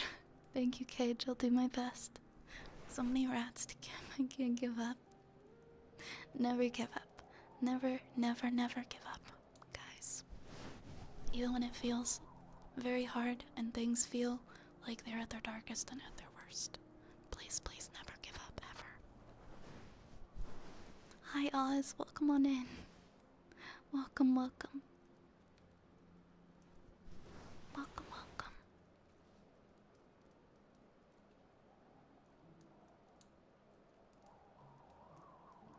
You guys are so wonderful.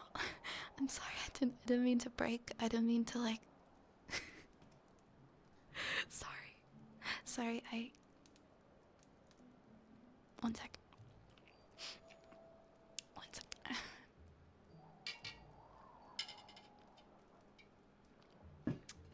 Okay. Okay, just hydrating a little bit. Thank you. Thank you. This is such a lovely community. All of you guys are so kind and so amazing. Thank you for the follow, Jackson. And thank you, Rob. Thank you as well for the follow. Thank you guys for following. Mwah.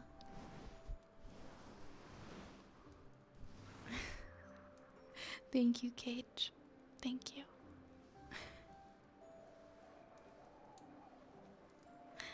Wait, what?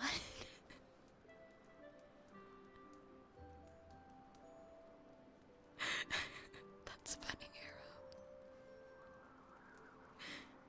VTuber Tears of Joy sell on the black market. Oh my goodness. Zapple, thank you so much for gifting that sub. Thank you, Zapple. Thank you for gifting that sub to Midnight. Thank you so much, my friends. Thank you for the support. Thank you for the love. And thank you for the hype train tonight. You guys are so lovely. You guys are so lovely. Thank you as always for being here and for being like the best, absolute best part of my day. First Fi merge, Fi tier. Oh my goodness. Oh, that's an ear pick. That's an ear pick. I forgot to put it away after I did the ear cleaning. I'm just mom holding it.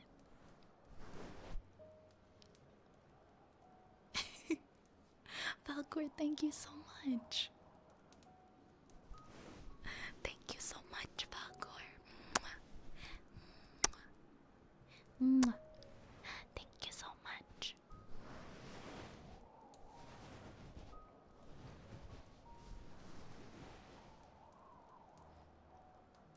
I love you guys too. I love you guys too.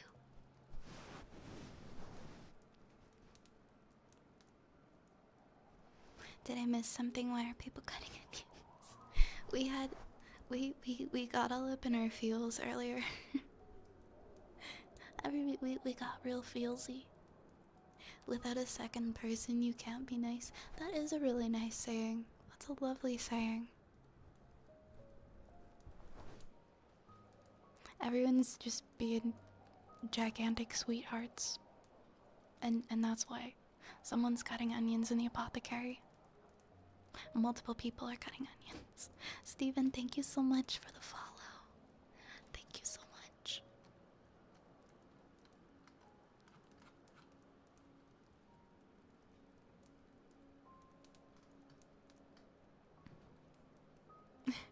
And to my gifters and hype train supporters, please, if there's anything that you guys would like to add to the trigger queue that you'd like tonight, please let me know. Please let me know. There's so many of you wonderful people. If you would like to add something, please just let me know in chat. Death Noah, what? Thank you so much for the 1,000 biddies. Thank you. Oh my goodness. Thank you so much. Cooking a stew in the back. Thank you for the support, Death Noah.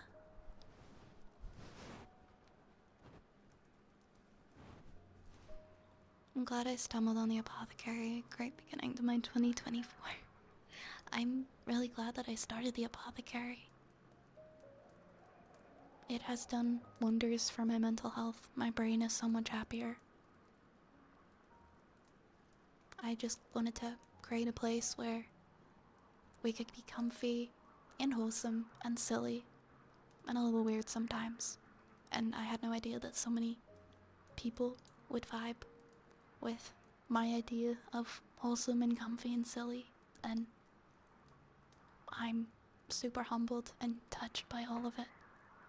So I'm gonna continue to do my best to keep the apothecary open whenever I can.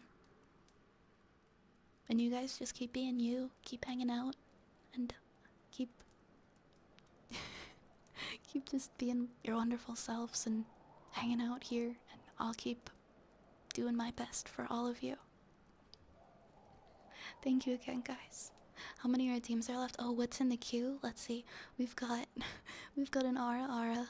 We've got Duck has a poem next. So we're doing that for Duck. Then we've got a good boy for Dark Zeus, Water Jar for Mr. Dead, and then Dark Storm, your request, your story request, ear picks, and a bad boy for Ruin, and purring for Endless Blossom, and a fortune cookie for Raptora. And then I think that is everything on the list. I definitely didn't get as behind today as we did yesterday by putting a cooldown on the stories, but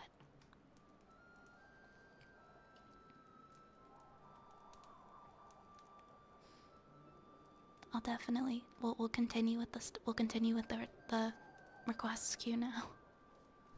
Hi Hattie. Hattie, welcome on in. When's the stew gonna be done? Well, I think the onions have been put in the soup now. What else is in the soup? Carrots? Onions, carrots? Broccoli? No, I feel like broccoli in the soup would be weird. Maybe some kind of like stewing beef? Where's Big Buck Bunny Scrunkle? Please don't correlate when I said we're putting like some kind of stewing beef in the soup to Big Buck Bunny Scrunkle appearing. I would never eat him. He's a good boy. He's a good boy. We don't eat him. There he is. There's the good boy. There's my goodest boy.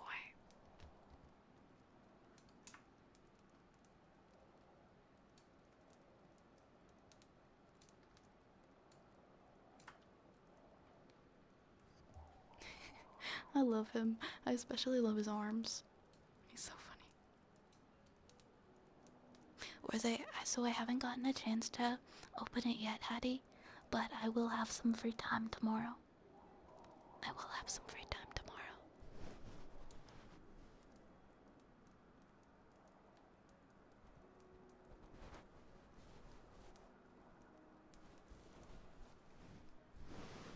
Funny story, I'll be perfectly honest. I found you by randomly browsing the ASMR category, looking for some quick VTuber ASMR content when I was stressed. I expect to listen to ASMR, unwind, and move on, and I found the coziest community. I never browse the categories for new streamers, especially not the ASMR type, because it may have been fate in a funny way. I'm so happy you found us, Cage. You are so wonderful, and we're so happy to have you as a part of this community. I'm so glad that you're here and that you found us in the apothecary. Hi, Monkey. Hi, Duke. Greetings from Poland. Hello, Poland. Greetings from Canada. I think everybody's got their unique reasons for wandering in here. What's important is that you guys are here now and that we can all spend time together each night. Can BBBS hold a carrot? Sure, he can help. He can help. There's his carrot. I forgot the trigger for the carrot. Ligma, we were just talking about how wholesome it is here. Nobody is locked in the basement. Don't listen to them. Nobody is stuck in the basement.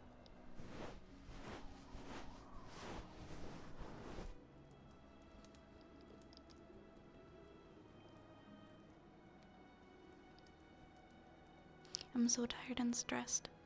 I'm sorry, Ruin. I'm sorry, Ruin. Please cover yourself in warm blankies and get nice and comfortable. And maybe we can relieve your stress for a little bit.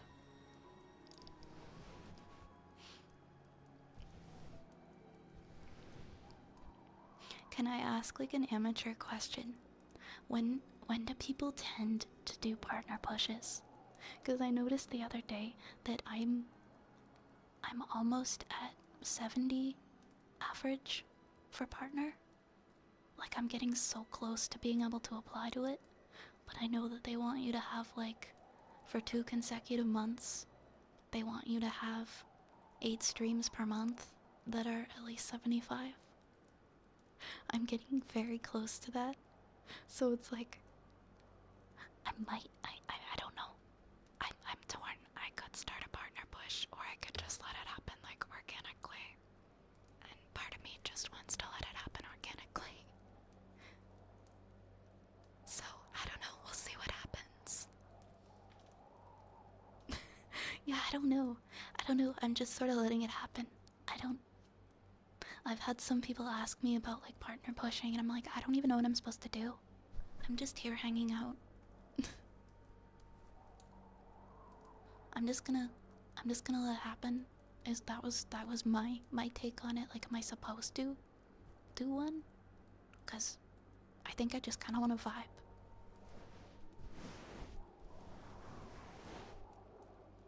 I know, like, when I see people doing partner pushes, and like I've known people to do them and get really stressed out by them too. Like, if it happens, it happens. I think is, in my opinion, for me. Yeah. Let it happen organically. Thank you for the feedback, because I think that's what I think that's what I am settling on, is just letting it happen organically. Like, maybe mention it a couple times and things like that, but I'm not gonna really try to drive it home, you know? I'm not gonna mention it constantly. A little bit more energy, yeah, when it's getting really, really close. Okay. We'll call it a nudge. We'll just call it a nudge then.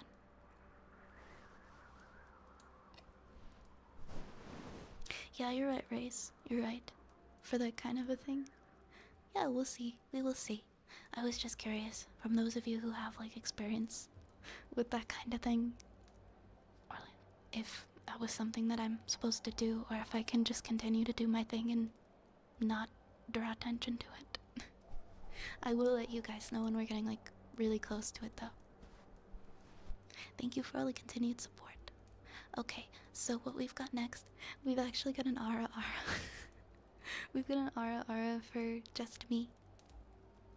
We're gonna go from me being like super quiet and super wholesome. One sec.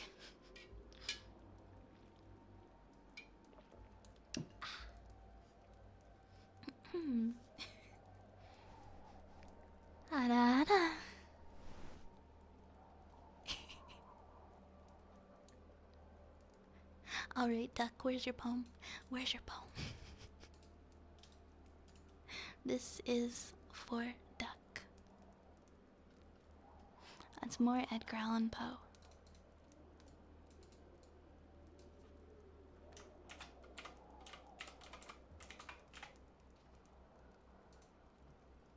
No, you are heckin' cute. This is called Lenore by Edgar Allan Poe.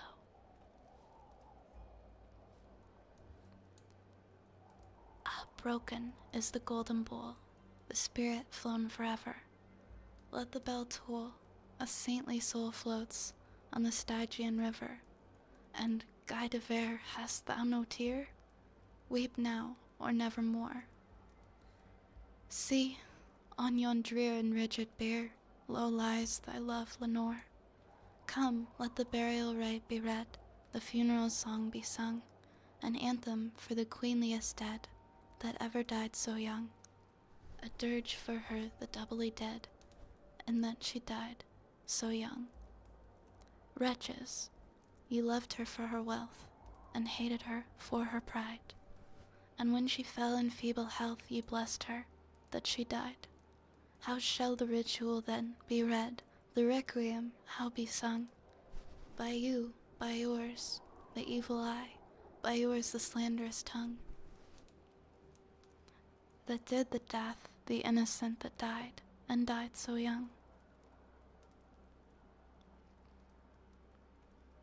Pagavimus, but rave not thus, and yet a Sabbath song. Go up to God so solemnly, the dead may feel so wrong.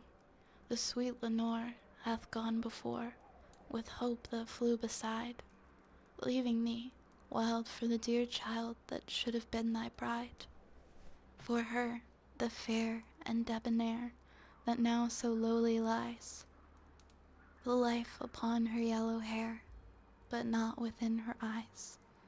The life still there upon her hair, the death upon her eyes.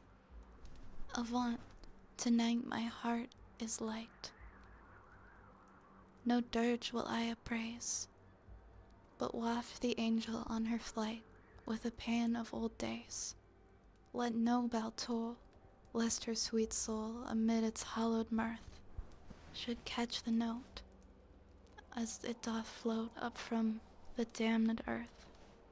To friends above, from fiends below, the indignant ghost is riven, from hell unto a high estate, far up within the heaven, from grief and groan to a golden throne, beside the King of Heaven. Thank you for the redeemed duck. I hope you enjoyed that poetry read.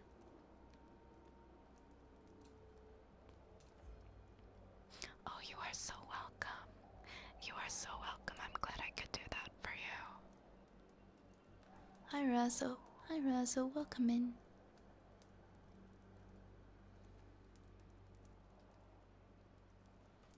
Oh, I learned something new.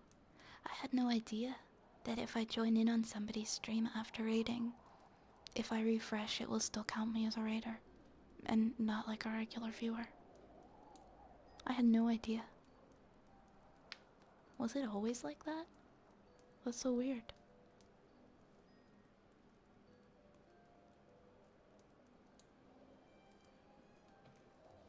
Oh, I'm so glad. I am so glad. Alright, we've got a good boy for Dark Zeus. Thank you for your patience. I know we got a little behind.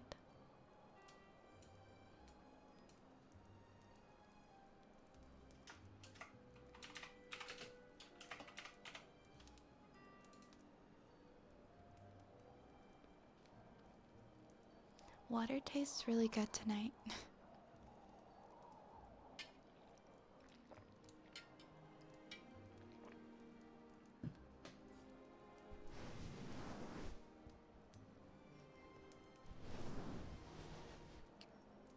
Good boy, Dark Zeus.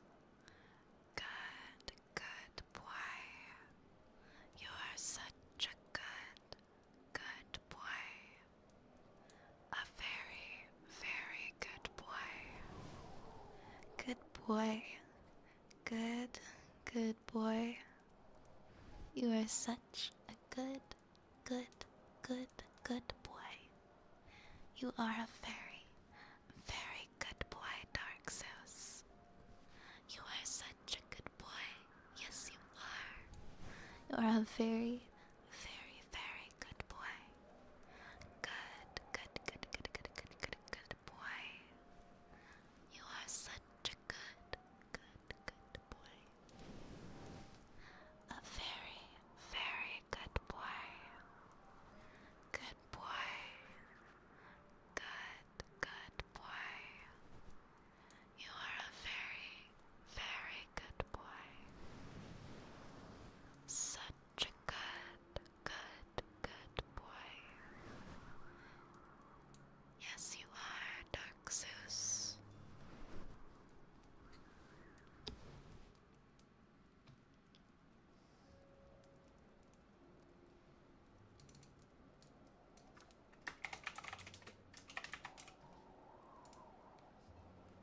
Alright, the infamous water jar is next.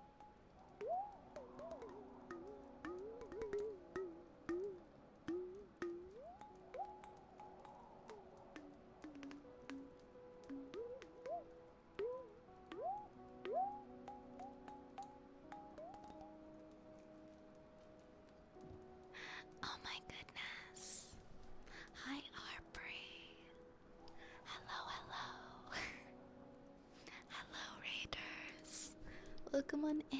It's a quack attack. Yes, yes, I love it. Welcome, welcome.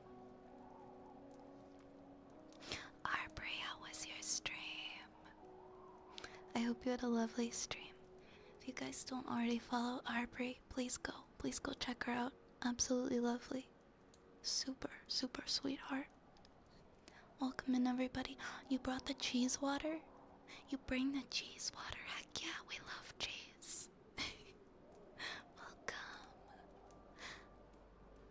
Hi, Sloth and Purple Puffin and Joe Mom and Melody and Bree and Pixel Sunday and Lane. Welcome on in. And Melody, how are you guys doing tonight? I'm glad to hear that your stream was so good. Everything's going pretty good over here, thank you. I'm glad you had a good stream. Also, if you've gotta go take care of yourself and do post-stream self-care, please do. Thank you so much for sharing your wonderful community with me. I appreciate it so, so much. To everybody who just joined in on Aubrey's raid, my name is Vi, or Violet, and I am a wood elf who wants to become the very best witch. And I am an avid storyteller, so we do a lot of storytelling here, if you're into that. We're all about rats, and cheese, and stories, and cozy times. So if that's your thing, please get comfy and relax, and I hope you enjoy your time here. Once again, welcome to everybody, and thank you again, Aubrey. You are so sweet. I'm gonna look while I cook dinner. Nice to see you too. Enjoy your dinner, whatever you're having. I hope it's super yummy. Take care. Hi, Sloth. I like the little cheese fiends that you're dual wielding. Thank you. They are my rat summons. What's up with that monstrosity of a thing behind you? That is Big Bug Bunny Scrunkle.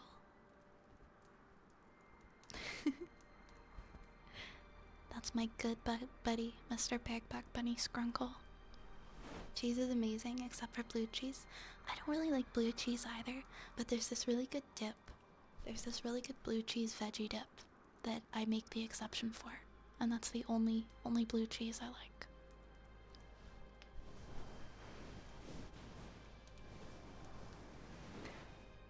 Hi, Joshevek.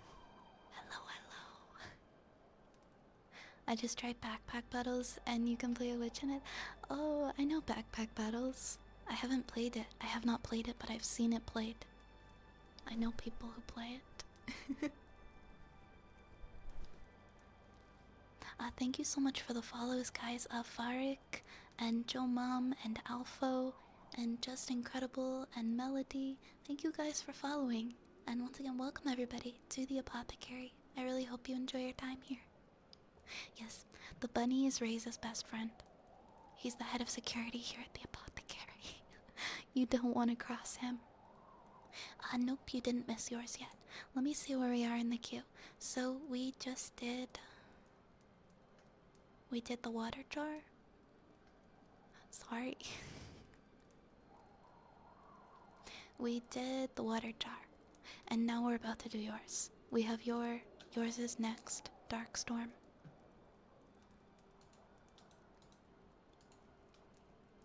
Your model is cute, thank you. Thank you so much.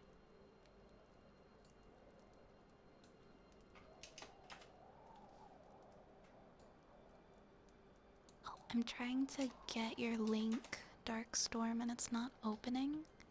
You might have to resend it. If you want to resend yours, then I should be able to read it. Hi, Farik. I'm sorry. This is an English-only chat just for purposes of moderation. As I am not bilingual, and we only can moderate English here.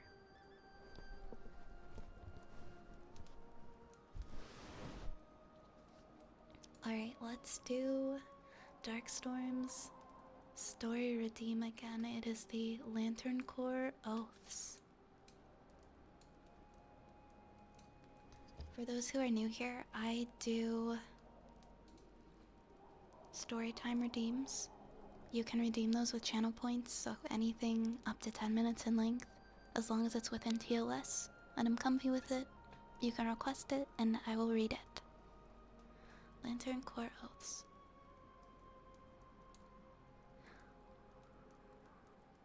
Alright, so I'm going to go through this, and I am going to read. So, you want me to go through and read all of the oaths?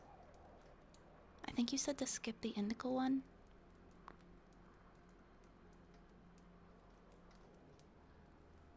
Maybe, 'cause I'm not sure how to say that one. Alright, Green Lantern Corps. In brightest day and blackest night, no evil shall escape my sight. Let those who worship evil's might beware my power, Green Lantern's light. Sinestro Corps. In blackest day and brightest night, beware your fears made into light. Let those who try to stop what's right burn like his powers, Sinestro's might. Star Sapphire Corps. For hearts long lost and full of fright, for those alone in blackest night, accept our ring and join our fight. Love conquers all with violet's light. That's me. Red Lantern Corps. With blood and rage of crimson red, we fill men's souls with darkest dread. Together with our hellish hate, we'll burn you all, that is your fate. Blue Lantern Corps. In a fearful day and raging night, with strong hearts full, our souls ignite. When all seems lost in war of light, look to stars for hope burns bright. The Orange Lantern Corps. Think it's just mine. Mine. Think of those seagulls from Finding Nemo. Mine.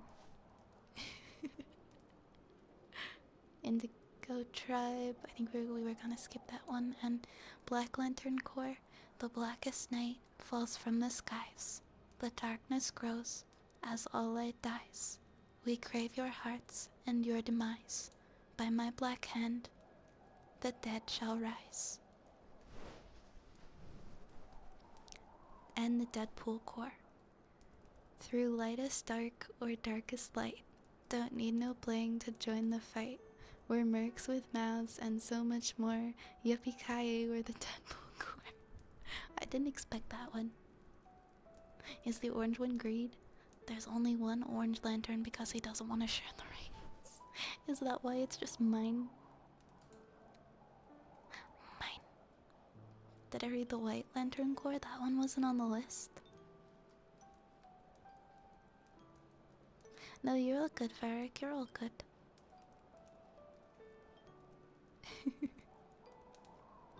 That's funny. That's funny.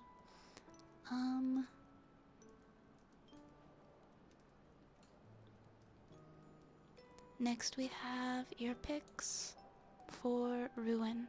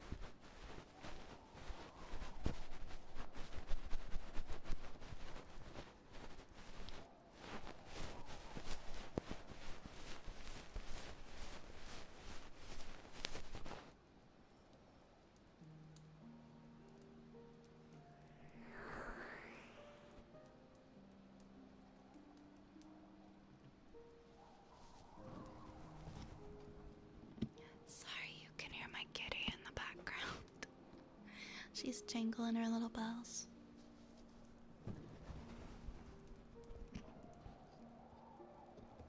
Hi, Archer.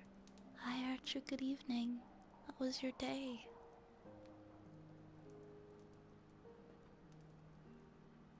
Enjoy your lurk, Noah.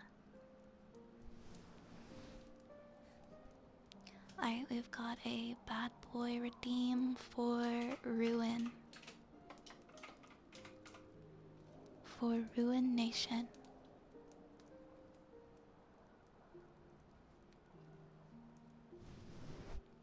Oz, if you put the link when you did the request, it should still be there. Let me see. Oh, I should be able to pull it up. I think I might actually still have it open. Actually, just in case, if you want to paste it, I will accept the link again. I will accept the link again. Thank you. I thought I still had it open, but alright. So next is Ruination. Bad boy. You are such a bad boy. Ruin. A very, very bad boy. You've been such a bad boy. Bad boy. You are very, very bad. You've been such a bad boy. A very, very bad boy. A bad boy. Such a bad boy. Ruin. So very, very, very bad. A bad boy. You are such a bad boy, Ruin. A bad boy. Thank you, Oz. Wait a minute, I'm an Ipso. Why is Opera being so weird? Okay, never mind, I got it. Alright, next we've got Purring for Endless Blossom, then a Fortune Cookie for Raptora.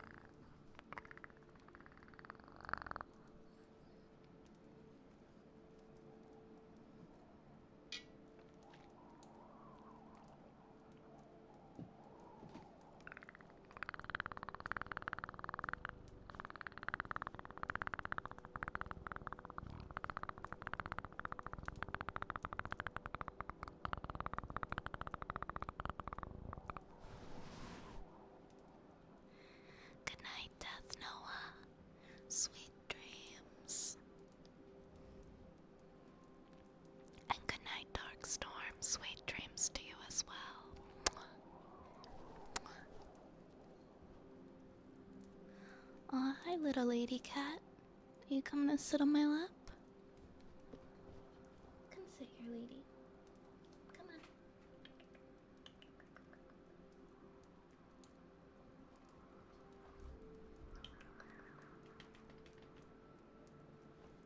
She comes right up to me like she's gonna hop in my lap, and then as soon as I say go ahead, she decides she doesn't want to. Typical cat behavior. Come on, lady.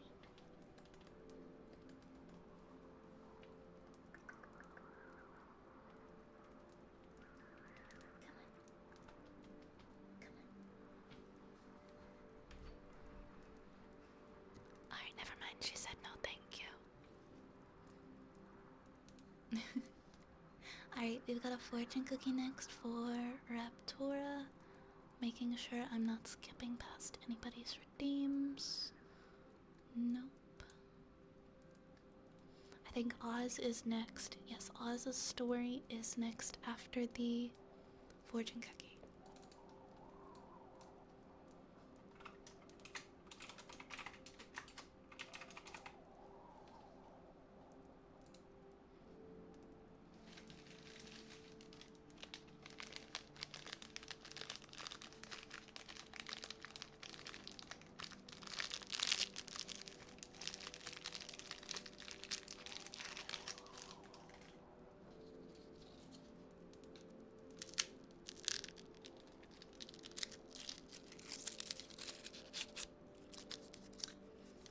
Alright, let's see what Raptora's fortune cookie fortune is.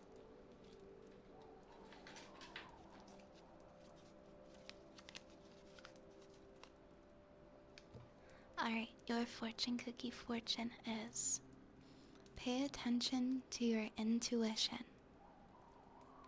Pay attention to your intuition. And your lucky numbers are 11, 15, 29, 30, 31, and 32. 11, 15, 29, 30, 31, and 32. Thank you for having me read your fortune tonight. Keep those lucky numbers close to you.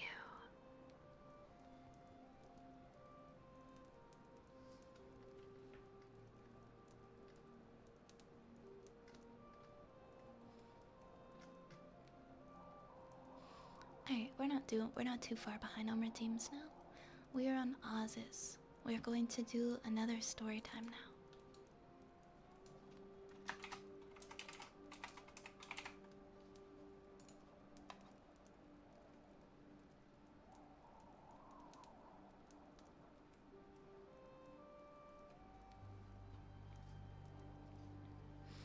Alrighty, we are going to be finishing chapter 2 of the story we have been of the Legend of Zelda fanfic that we've been reading. How do you say that? Is it Elos? Elos? Okay, we're at the part where they pulled themselves up.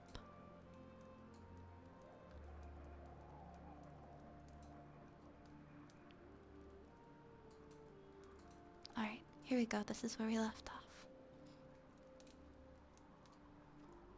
The ridge was not wide enough to sit on, and only by pressing sideways against the rock could they stand. Yet standing was a relief after the ascent through the fissure, where they had by necessity been forced to work with backs and knees bent. Link held Zelda's hand and looked out across the valley of the Gerudo with the shining, excited eyes. "See how far we've come, Princess," he said joyfully. "A little further and we might see the whole world from up here." Marveling, he beheld the sight of birds in the gorge flying beneath them, and far below, upon the chasm floor, jagged threads of the silver stream runneled between the dusty boulders of the valley bottom. Zelda pressed herself against the stone as a cross draft threatened to throw her from the precarious perch. She did not share Link's love of heights, and tried not to look at the great distance they had climbed. We must move on, she said firmly. Turn your face to the rock, Link instructed. Then we can edge along the ridge until we are past the fall. We still have to get down, Zelda said. That'll probably be the easy part, Link said wryly. Let us hope it is not dangerously easy. Carefully, he turned so that his back was to the drop, and he took Zelda's hand in his. Together, they began to edge along the narrow gap, relying on their mutual strength and agility. Link felt the wind tugging at him with dangerous strength, and he pressed against the rock harder, feeling Zelda do the same by the increased tension in her grip on his hand. Always he was conscious of the chasm at his back, and the weight of his pack was pulled him towards the drop. His hair whipped about in his face. The stone wall was rough against his hand, and his ankles and calves soon ached from the strain of holding on by his toes. He knew that the princess would feel the same, but she never complained. The ridge disappeared beneath them as they made their way further up the wall of the gorge. It seemed an age before they reached the summit of the rockfall, where the blockage rose to only a few feet below them. Link glanced down longingly at the promise of rest upon the top of the landslide, but he knew full well that to stand upon the fall was too perilous. Yet luck was with them in some ways, for now the ridge became wider and sloped downwards gently. He looked ahead down the side of the mountain and saw that the ridge became a rudimentary path, scoured by the sands and the undercut. Take heart, princess, he panted. The way becomes easier. Good, was all Zelda said. Her hand was still tight in his, and he loosed his grip a little for fear of hurting her. He continued to hold her hand and led her down the cliff path. Soon they were able to leave off hugging the cliff face and walk in single file. It was a relief from the endless toil of sliding across the vertical rock wall. The ridge came to an end only 10 feet above the floor. Link considered the drop, and then carefully sat down with his legs over the edge. He twisted to let himself down, grasping the edge of their sanctuary with his fingertips. When he was at full stretch, he let go, fell, and landed with a jar that was bearable, if momentarily painful. Follow me, princess, he called up. Zelda looked down, tight-lipped, and nodded. She sat on the ridge the way that he had, but then she froze, closing her eyes and turning her head away. Drop, Link ordered. You're almost there. I will catch you. I cannot. Yes, you can. It's not far. I promise that I will catch you. Just turn around and slip off the edge. Zelda shook her head. I can't come back up after you, Link told her. It's the only way to come down. Hurry, drop. She understood. Taking a breath, she wriggled forward on the ridge, clasping the edge of the rock in white-knuckled hands. Not that way, Link instructed. You must turn and let yourself down. Slowly the princess turned around on the rock, grasping at any purchase on the smooth ledge. She slipped half off and gave a short scream, clutching the lip of the ridge. Almost there, Link encouraged. With a jerk, Zelda slipped from the ridge and hung by her hands, feet kicking. Link darted forward, then she let go with a cry and landed in his arms. I told you I'd catch you, Link told her softly. After a moment, the princess opened her eyes again. She marshaled her strength and then ordered, Put me down. Her voice was weak but firm. Link set her upon her feet but remained holding her. Let me go. Are you sure you're all right, princess? He asked with a smile. Zelda. As you say, princess. She pushed him roughly away from her. You are the most irritating man I've ever met, she said with annoyance. I know, Link grinned. I'm unique. Oh, Zelda scowled, crossing her arms. Suppressing a smile, he turned away and looked around him. This side of the gorge was just like the other, save for one thing. The end of the canyon was now visible. Framed by the tall rock walls, which now shrank down into the sand, was a red and golden sandscape of dunes, shining beneath an amber sky. The sun hung in the sand-shrouded air, like a lantern of molten gold.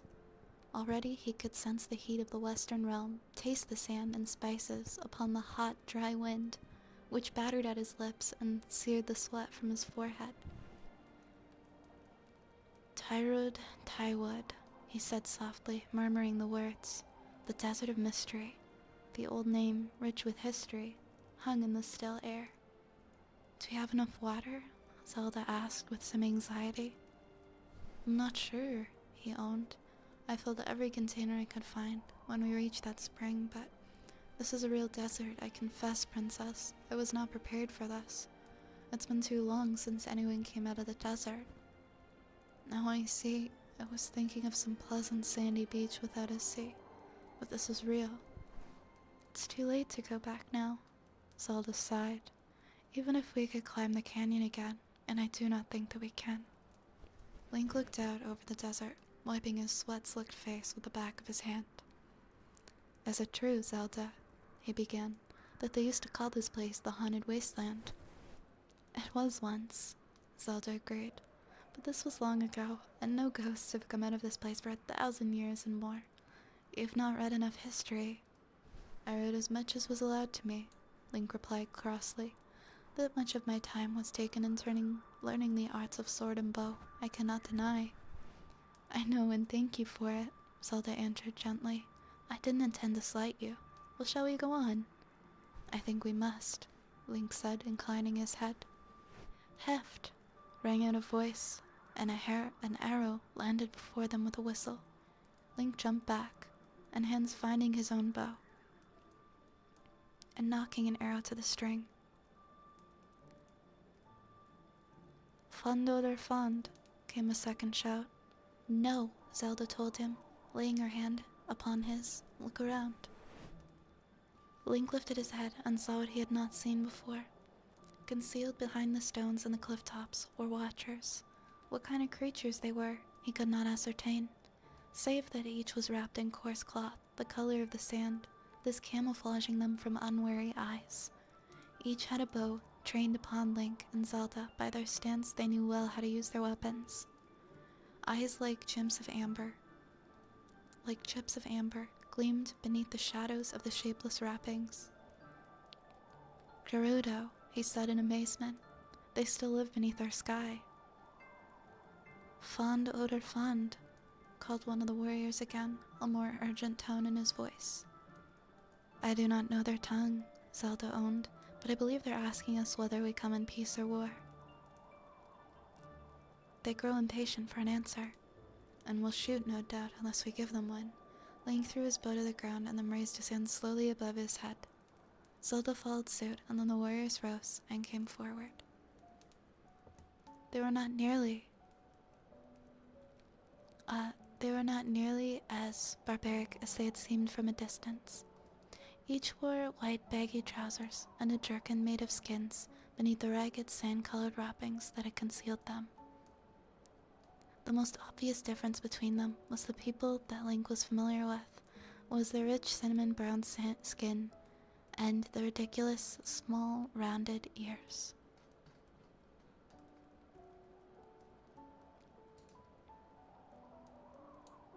They were also more muscular, the most Hylians, and their bodies hairier.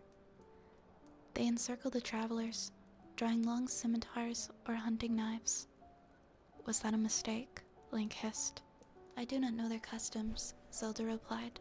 "I was taught that the Gerudo were a race of women, but these are men.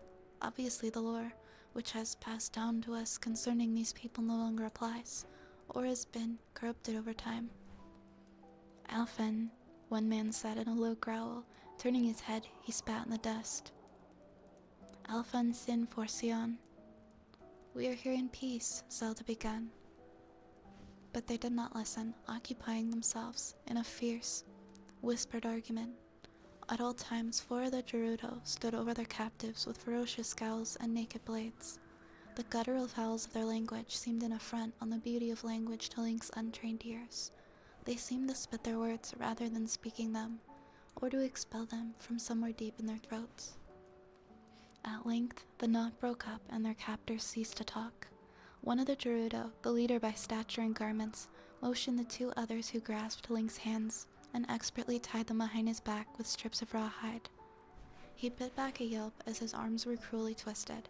His sword was removed along with his knife, which he carried. Zelda was treated in the same way. Once they were bound to the satisfaction of the group leader, he spoke shortly and motioned to the others to move. A blade pricked the small of Link's back, urging him to go forward. With tied hands and surrounded by an escort of unfriendly warriors, they set off into the desert. Link glanced back longingly at his discarded bow. One of the Gerudo picked it up and waited idly, and then tested the spring of it and slung it over his back. "Well," he whispered to the princess, "we found the legendary guardians of the spirit temple. Now what?" "All we can do is wait, and hope that eventually we will find one who speaks our language," Zelda answered. The journey through the desert was not comfortable. They were forced to walk all day through the drifting sand so light and fine that their feet sank up to their ankles at each step. Their captors seemed injured, inured to the discomfort, and walked with a peculiar high-stepping stride to compensate. After a while, Link began to copy them and found it was easier to move through the sand that way. The Gerudo's footwear gave them an advantage. They wore wide moccasins of hide, which prevented their sinking. The Hylian-style boots that Link wore, while of supreme quality, were ill-suited to the desert terrain and were soon sand-stained and worn by the abrasive action of the sand. Of far greater concern than the discomfort caused by the sand was that caused by the heat. Link felt the sun's force physically beating down upon the top of his head, and with that adding to the tough exertion of the walk through the sand, his hair was soon plastered to his scalp with perspiration. Sweat dripped into his eyes, but he could not wipe it away with hands tied behind his back and was reduced to blinking it out. Most of their Gerudo escort wore filthy cloth bands around their foreheads, and he found himself envying them. He concentrated on putting one foot in front of the other. They were surrounded by gold. The sand gleamed sun-like all around them, and the amber haze of it hung in the air, wind-blown, like a gauzy curtain which led through more heat than light. They halted at some time past midday, in the miserable shade provided by a pile of ancient boulders, which were all that remained of some natural outcropping, or even a building now, eroded by the sand and an indistinguishable part of the desert. The Gerudo squatted in the overhang and talked in their guttural language, leaving their prisoners sitting back to back in the sun. They had skins of water, and uncaring of their prisoners, shared it in full view. Every time Link or Zelda attempted to move, one of the Gerudo would half rise and grasp the hilt of his weapon, and they soon understood they must sit still, while their captors drank and rested. "This is not much fun," Link whispered. "How long will they hold us prisoner?" "I know nothing of these people," Zelda replied. "We were foolish. We should never have attempted this so ill-prepared." "It's easy to repent afterwards," Link said dryly. "Well, I suppose all we can do is wait, but I wish they'd give us some water." Zelda sighed. "I'd managed to stop thinking about it till you mentioned it. I'm so thirsty." Link raised his head and looked over at their captors. "Hey," he called. "May we not have some of your water?" He was answered only by a snort and raucous laughter. With a sigh, he bent his head and closed his eyes. They moved on shortly after, and the pace increased rather than slackened. Both long before Link and Zelda stumbled along in a haze of heat and thirst, only the swords of their captors at their backs preventing them from lying down in the sand. Link felt warm liquid on his hands, and knew that the bonds upon his wrists had broken through the skin, through the constant friction and movement. He wondered that he could feel no pain, and he hoped that the injury would not be too severe. By the level of wetness he could feel, he judged that it was yet not that great. He cared little for it anyway. The heat was the one thing he still felt greatly. As they continued, Link felt a strangeness coming over him. The desert lifted a scorching wind of sand, with, it seemed, no other object than to further punish them. The golden sand blurred his vision after a few feet, yet the light and heat diffusing through the tiny airborne particles seemed as if anything greater than it had been before. The ground seemed to shiver beneath his eyes, and he became conscious of a strange, rocking motion. Faint at first, but then growing stronger. The feeling of motion was at odds with what his eyes told him was happening. Then bit by bit, the world began to recede down a dark tunnel. He knew that he would pass out and tried desperately to stay conscious, But despite his will, the desert darkened before his eyes. He felt himself falling forward into darkness, falling and never reaching the ground.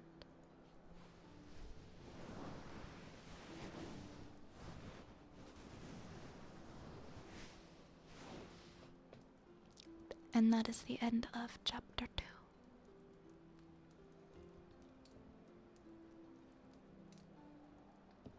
Hi, welcome over, Hen Toast. I just called. All 3 rats. Yes, including Chungus Beg. He's an honorary rat.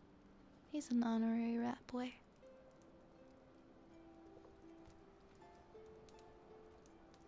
Alright, next we've got a haircut. It is haircut time.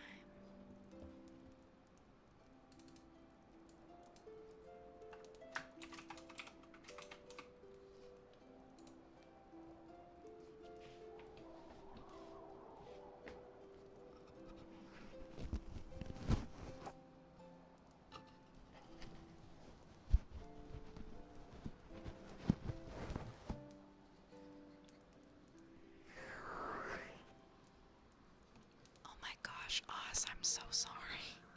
That sucks. If it will still be in the VOD, and then I upload the VODs to YouTube now so that they don't disappear anymore. Oh, you were able to pull it up on your phone. Well, that's good. I'm glad you were still able to. That sucks though, I'm so sorry. Thank you so much for the follow, Overhand Toast and Lord Sion.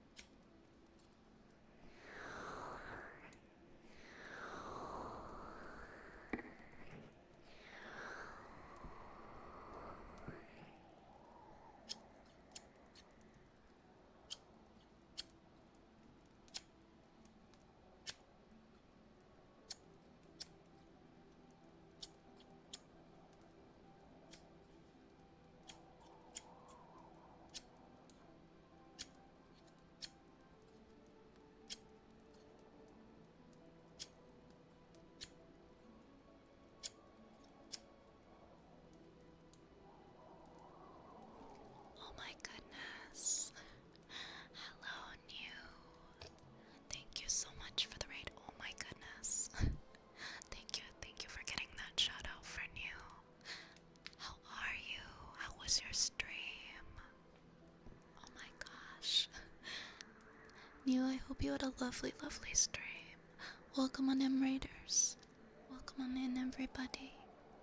How are you all doing? I hope you had a wonderful, wonderful time in New's stream. If you don't already follow New, please go check her out and give her a follow. Such a lovely person and a wonderful ASMR streamer. Welcome on in, Raiders. Welcome on in, Hazra and Fetster, hello, and Loyal Spartan, and EJ, and Bubblegum Becca, and Luna, and Chris, and EJ. Thank you so much for the Dreamy Fox raid. Thank you for bringing all of your wonderful friends in to visit. How am I doing? I'm doing good. I'm doing good. We've read a lot of stories today. We've read some good poems. We've had some good chats. It's been a good stream so far. And if you need to take care of yourself or get anything to eat or drink or need to get some rest, please do. I promise that your community is safe here, and I will keep them cozy and comfy. To everybody who just joined in on the raid, my name is Vi, or Violet. I'm an elf. I'm a wood elf that wants to become the very best witch one day, and right now I tell stories. I'm an avid storyteller, so we tell a lot of stories here. And there's rats everywhere, so I hope you like rats, because I've got a lot of them. I have so many rats. But I hope that you guys enjoy your time here, however long you choose to stay. You're all very welcome. And I hope that you stay comfy and cozy. Thank you so much for the follow, Nameless Dragon, and Rocky, and Boss Killer. Thank you guys for following. I guess they do kind of look like hamsters. Yes, these are our rat friends. Hey, Corin, welcome back. Came to snuggle up with the rats to go to sleep. The rats are ready to snuggle up with you. So I hope that you got really nice and cozy. It is, no, it is a rat hold. It is a gentle hold, I promise. It is a gentle hold.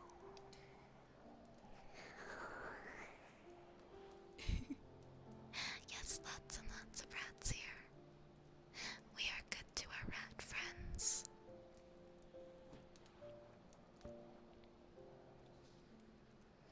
We just finished doing some reading, and where am I on the list right now of redeems? We were just finishing up a haircut. We're doing our best to stay warm atop my apothecary attic. Usually we're hanging out in my apothecary, but sometimes we hang out upstairs.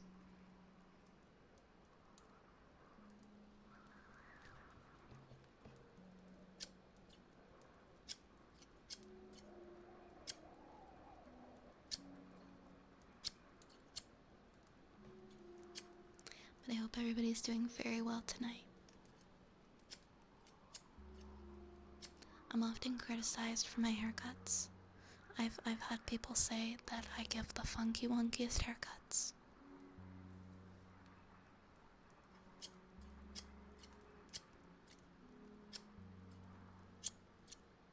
I will have you know that I get very good haircuts.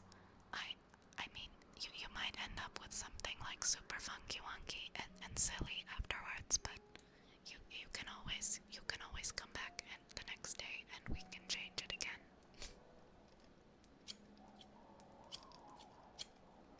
Aw, thank you, Corin. That means a lot.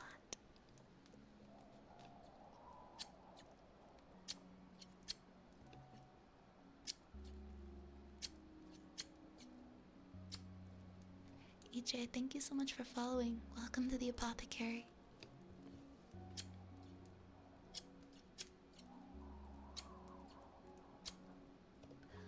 No way. Greed, thank you so much for the 1,000 bits. Oh my goodness. Oh my goodness, thank you so much. Thank you so much for your support.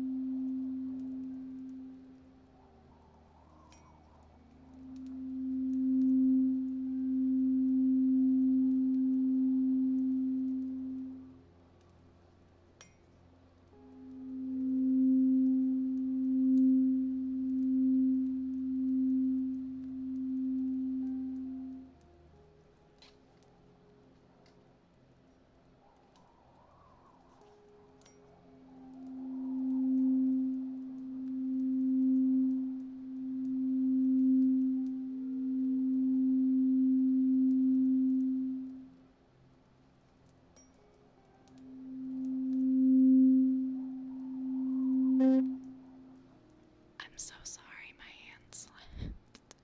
Please don't hate me. I'm so sorry.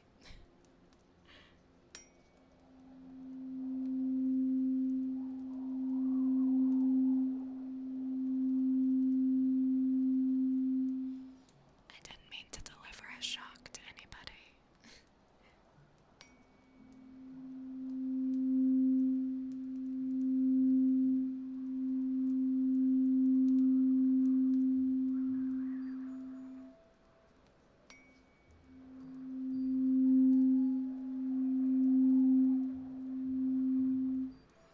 That was from the tuning fork touching the 3DO ear. I accidentally touched the ear with it. Hi John, welcome on in, John. Yeah, like a fork and an outlet, just a quick little zap. Zzz.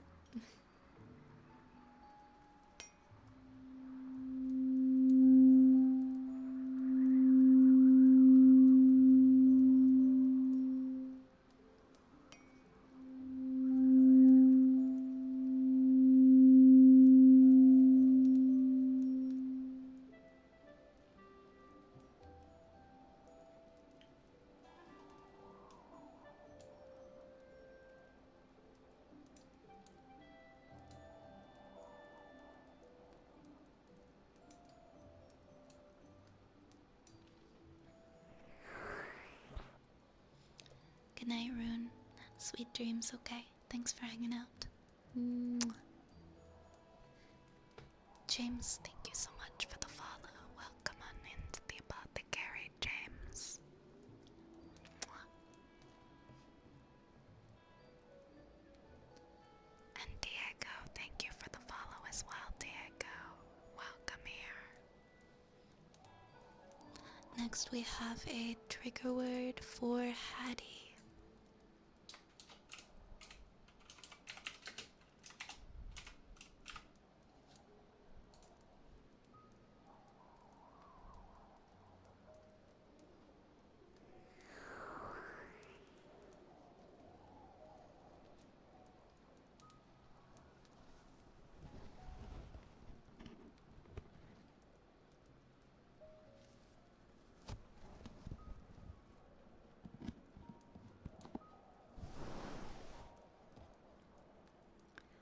Sleepy, sleepy, so sleepy, sleepy, sleepy, sleepy, very sleepy,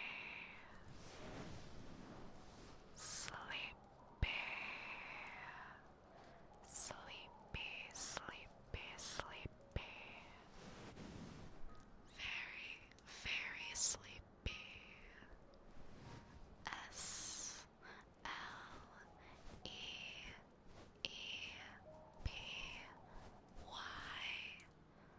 Sleepy, sleepy, sleepy.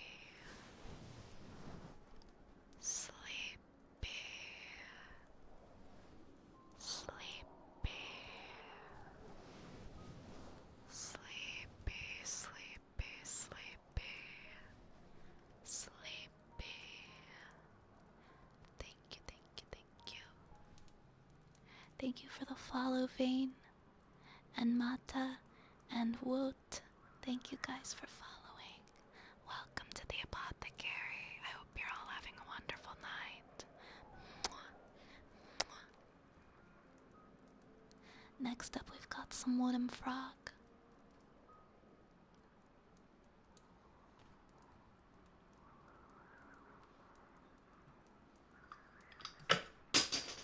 Oh, I'm so sorry.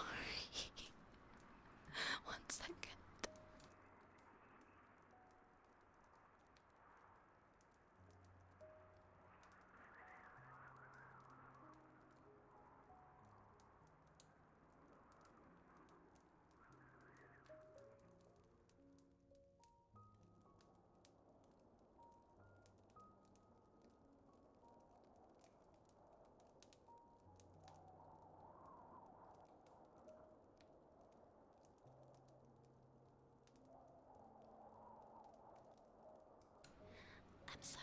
I dropped the little wooden stick for the wooden frog on the ground. That's all that happened. And I had to get it from under my desk.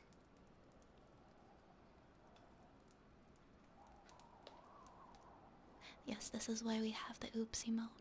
You're correct. Flood and Bong Beers, thank you guys for the follows. Welcome on in. Good night, Flood. Sweet dreams. Sweet dreams. Hello, Reaper.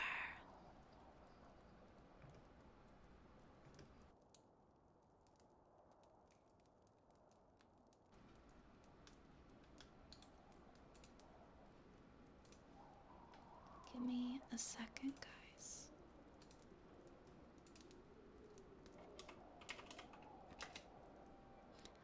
I forgot to relaunch voice mod again. Give me like 20 seconds.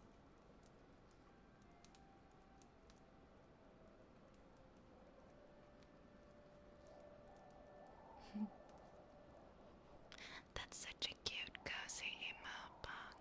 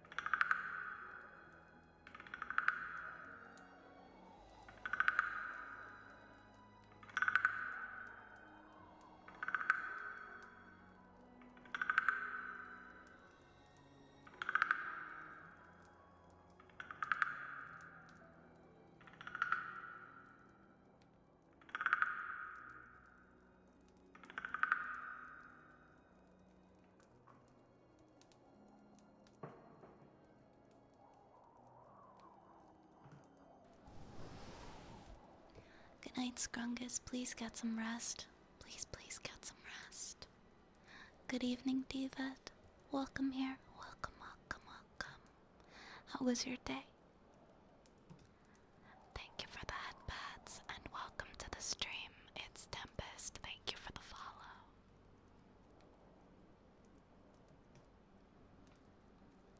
Yes, definitely get some rest, Cage. Please take care. Thank you for hanging out tonight. I hope you have sweet dreams. I'm glad your day was good, David. Mine was good. Mine was quite good. I can't complain. Thank you for asking. Alright. We are still catching up on the redeems. We're still a bit behind. We're still quite behind on redeems, honestly.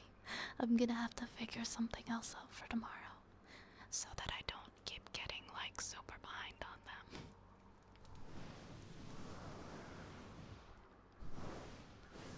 I put cooldowns, but like I'm still getting like so behind on them. Alright, the next redeem I have is a go F yourself for monkey. For woolen monkey.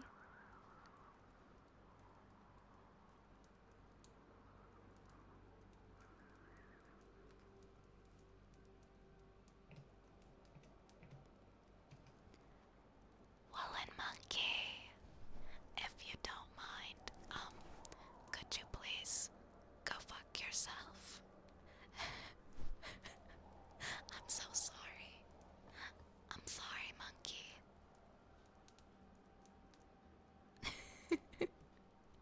I still need to apologize. I got the idea for the redeem when I saw the hand asset. When I found that hand asset, I knew I needed to use it. The hands always have me dead. Right, because it's so unexpected. You don't expect her to be so nasty. This stream is wholesome like 99% of the time. Except the other 1% is like that redeem. Next I have a bad boy for monkey. And then we've got a trigger word for Archer. Archer, yours is coming up next. Thank you for being patient.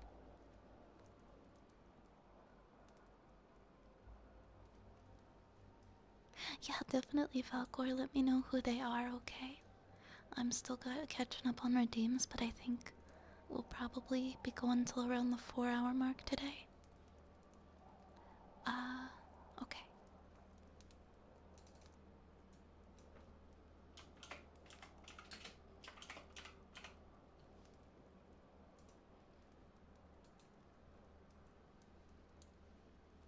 Bad boy. Bad boy monkey. You are such a bad boy. You've been a very, very bad boy. Bad, bad, bad boy. A very, very bad boy. Such a bad, bad, bad boy. A very, very bad boy. Bad boy. Bad, bad boy. You are such a bad boy, woolen monkey. You are a very, very bad boy. You have been such a bad, bad boy. Such a bad, bad, bad, bad boy. A very bad boy. Thank you, thank you, thank you. Alright, Archer. Archer, you are next.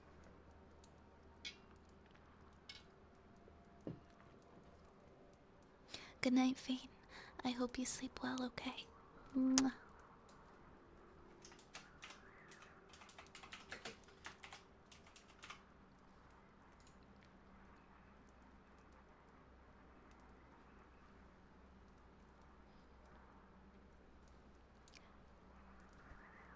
Toasted coconut. Toasted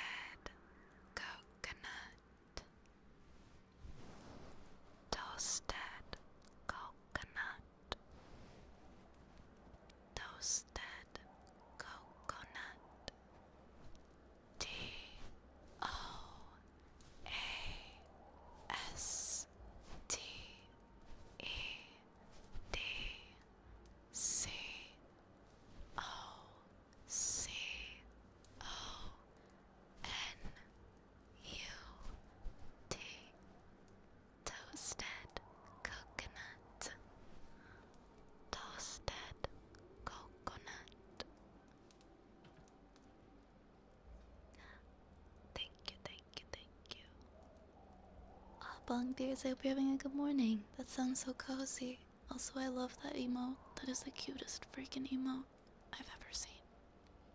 The witch sit emote. 33 times? Dang. Alright, oh, I forgot Ray's requested this DC fandom story.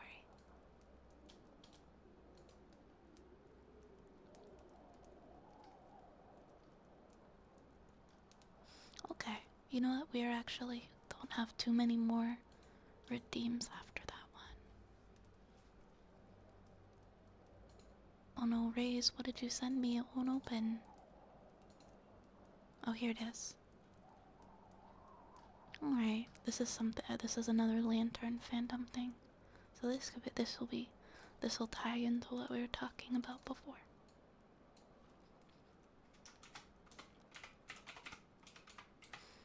It's been a while since we've, read anything comic related.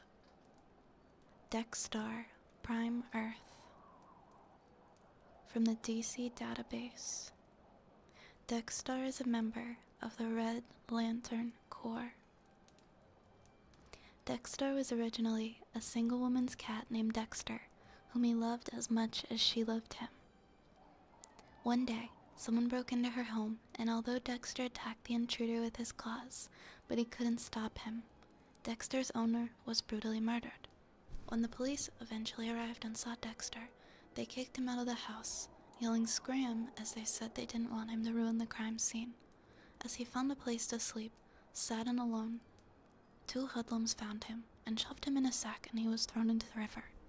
Feeling the rage and sorrow in his heart, atrocities called out to him, making him the Red Lantern, Dexstar, with Dexter soon using the ring to exact revenge against the two men who had placed him into a sack before attempting to throw it into a river.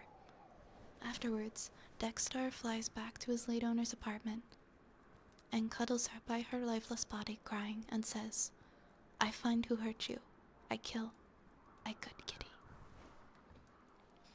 Dexstar is a good kitty. I would expect nothing less from my own cat if that were to happen to me. Powers and abilities. Cat physiology. Dexter is a house cat. This means he possesses several attributes unique to his species. Cat senses. Cats like Dexter have to rely on their senses a lot to find and catch prey, and as such, their senses are far greater than humans. Cat ears. Cats like Dexter can hear 1.6 octaves higher pitch sounds than humans. Cat eyesight. Cats like Dexter have eyesight which is far more effective in the dark than human eyesight. Cat nose. Cats like Dexter have a sense of smell 14 times greater than a human's. Claws. Cats like Dexter have claws to cut into the flesh of prey or as a defense against bigger animals. Fangs. Cats like Dexter have fangs to cut into the flesh of prey or as a defense against larger animals. Abilities. Hunting. As a house cat, Dexter is an accomplished predator. He's able to catch small mice and birds. Other characteristics. Irrational hatred. Paraphernalia. Equipment. Red Lantern power battery. Like all Red Lanterns, Dexstar possesses a power battery. This battery allows Dexstar to refuel his ring when it is low on charge by uttering the Red Lantern Oath. Weapons. Red Lantern Ring. Dexstar possesses a Red Lantern Ring, a weapon of vast power which is fueled by his rage. The ring gives him a vast amount of abilities in order to perform his role as a galactic avenger. Energy construct creation. When Dexstar ingested the blood of fellow Red Lantern Rancor, he gained the knowledge of how to use his ring to fabricate his thoughts into physical constructs of hard light. The strength of such constructs is dependent on the amount of rage Dexstar possesses. Force field. Dexstar is capable of forging incredibly strong force fields out of hard light. These force bubbles vary in strength and size depending on how Dexstar wants them. Energy projection.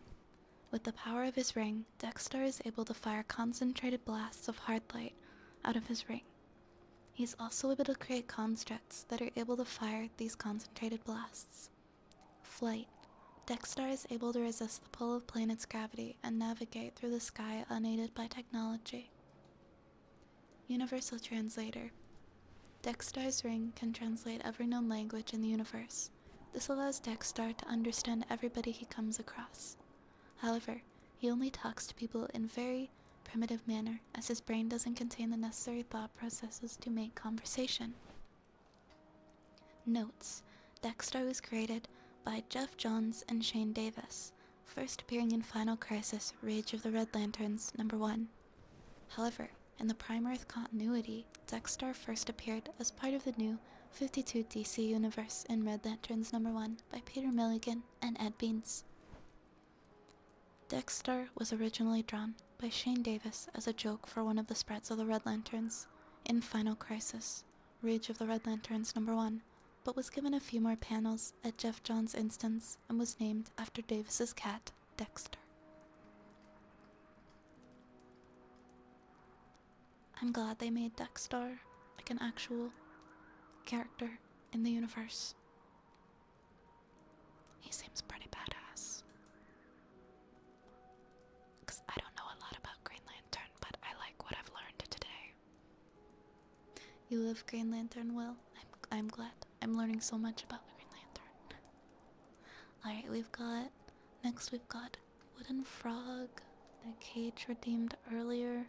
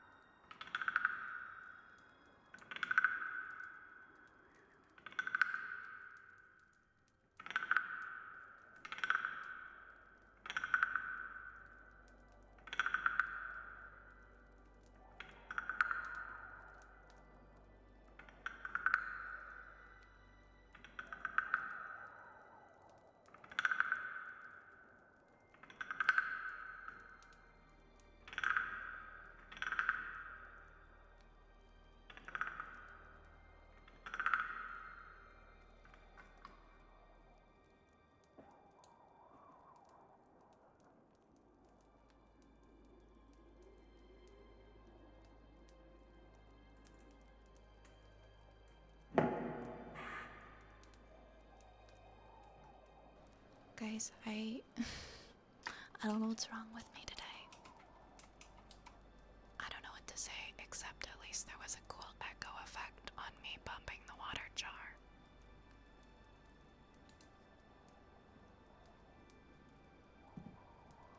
I'm sorry. I think I'm more clumsy today than I am most days. Are there really that many bot accounts? Are there that many bot accounts streaming in ASMR? That there's like 5 to 20 new ones a day. That's nuts. That's nuts. I hate that. Hi, good evening, Soka Love. Welcome on in. Welcome back. Dreamlike Melody is the one you were talking about earlier? Okay, okay. I'm gonna keep that.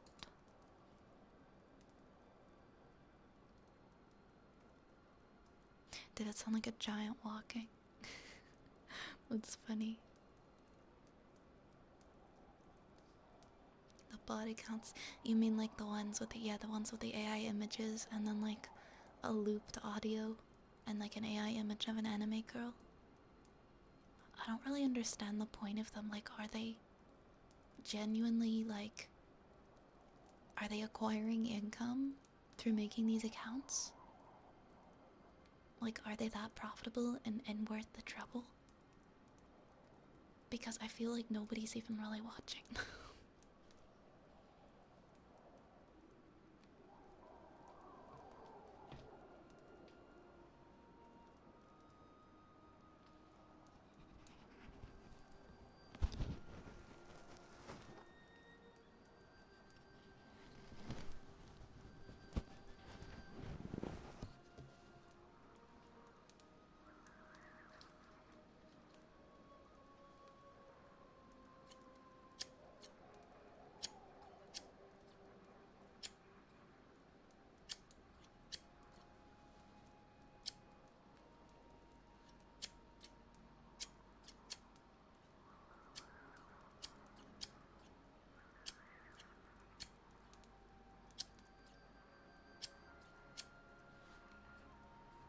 Thank you guys for the follows, by the way, Adriel and Alejo. Welcome on in.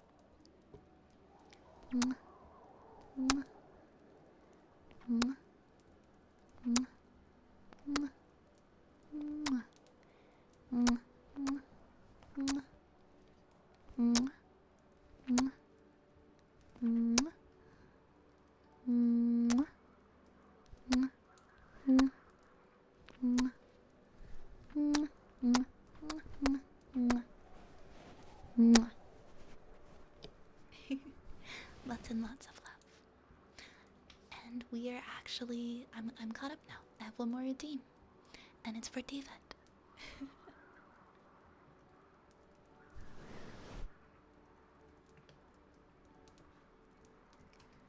David, could you kindly go fuck yourself? Thank you.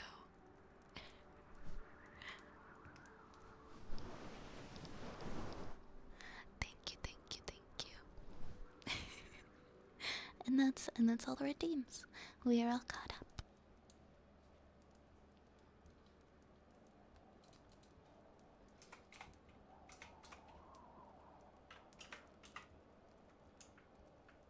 I just finished today's round of blocks to clean up my feed. I can't imagine that's so many to have to go through.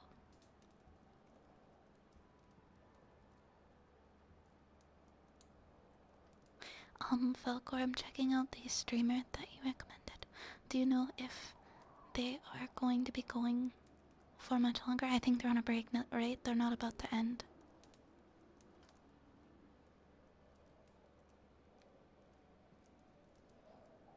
But I see they have their BRB screen on right now, which is very, very cute.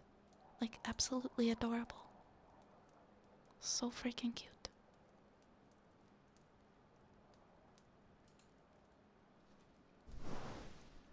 Or are we? I stand corrected. We do have another redeem.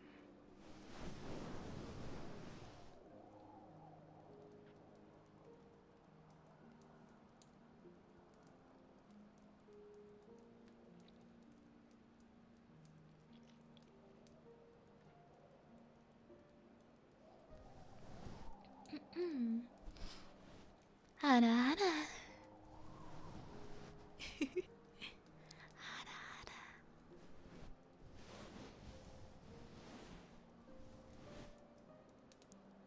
Yeah, like genuinely, I do understand what you're saying for sure.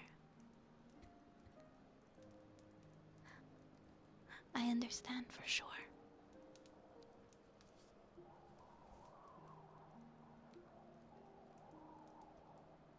I think that if you start out in the ASMR community and your intent isn't actually to do ASMR, like you have an ulterior motive to like garner an audience or a community for something completely different, I don't think it necessarily works that way.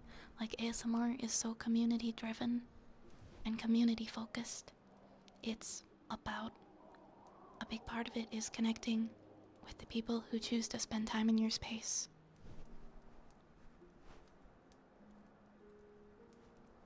And so if you don't enjoy that, it's definitely going to be a difficult road. I do ASMR because it genuinely makes me happy, and I love to connect with other people.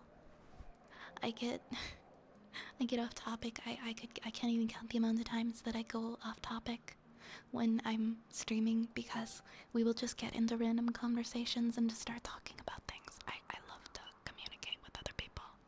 I love to chat. And I love to calm people down, so it's a combination.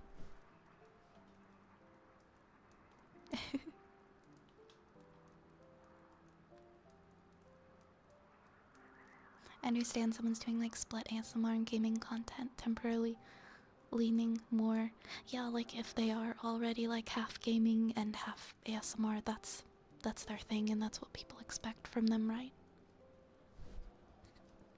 I may do like, I guess it kind of depends. I occasionally like to play games, but for me, it will be very rare. Like if you catch a gaming stream from me, it will be 1 to 2 a month, tops. But I will never, I don't think I will ever even consider switching over to gaming. I feel comfy in ASMR, and I've always been so uncomfy in gaming. I don't like having to focus on the game because I want to talk to people. And so, what would always happen for me is I would always mess up the game.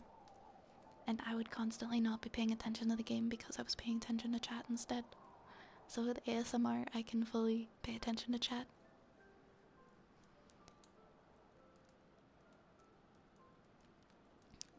So it does kind of depend. Oh, cozy game ASMR, that's something that I've considered because Animal Crossing is my favorite game of all time. And I used to stream so much Animal Crossing. That was like my thing. I'm open to like occasionally doing like cozy game ASMR streams. Like Animal Crossing or Stardew, or I know there's so many cozy games out there. Like farming sims. Things like that. Yeah. They'd be more like special streams though. They wouldn't be like super regular. They'd maybe be like once in a while. Maybe I try a different game. Like every other week or something. But it's a cozy game and it's relaxing. Like you're not gonna catch me on here being like, alright guys, come to my Fortnite stream. Potion craft? I'll take note of that one. Yeah, if you guys have recommendations, I would definitely, like, cause I enjoyed doing Elder Scrolls with you guys. I enjoyed doing Skyrim. We could have the occasional, like, ASMR relaxing game stream. That's something that I'm down for.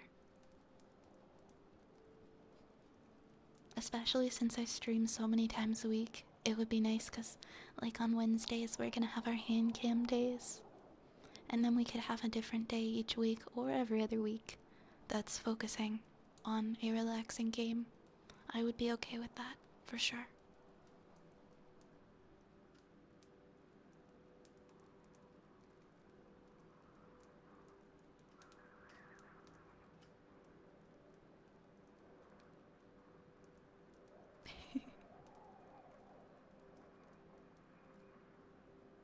Good night, Dragon. Check out Kind Words. Oh, the game is called Kind Words? Let me check that out. So we've got Potion Craft here, and then we've got Kind Words as well.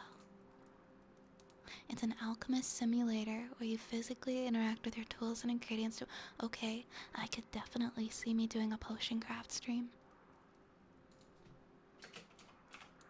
And what else do we have here? It's called Kind Word? Kind Words is the game. Lo-fi chill beats to write to. A game about writing nice letters to people. Write and receive encouraging letters in a cozy room. I'm sorry, was this game made for me? Okay, you've given me some ideas here. I love cozy gaming. I love cozy gaming. And I've seen some of the friendly faces that I watch play some cozy games with their ASMR. And I've been interested in doing that sometimes as well. So yeah, thank you for the suggestions. Put a link in the Discord to Potion Craft, thank you. Yaka, yes please, send me recommendations. Because I'm not sure about wanting to like have a specific game that I focus on. But if we could have different ones, maybe that we interchangeably play. And we can kind of just see how the community feels about them. Any My Time game is very comfy. Oh, like My Time at Portia?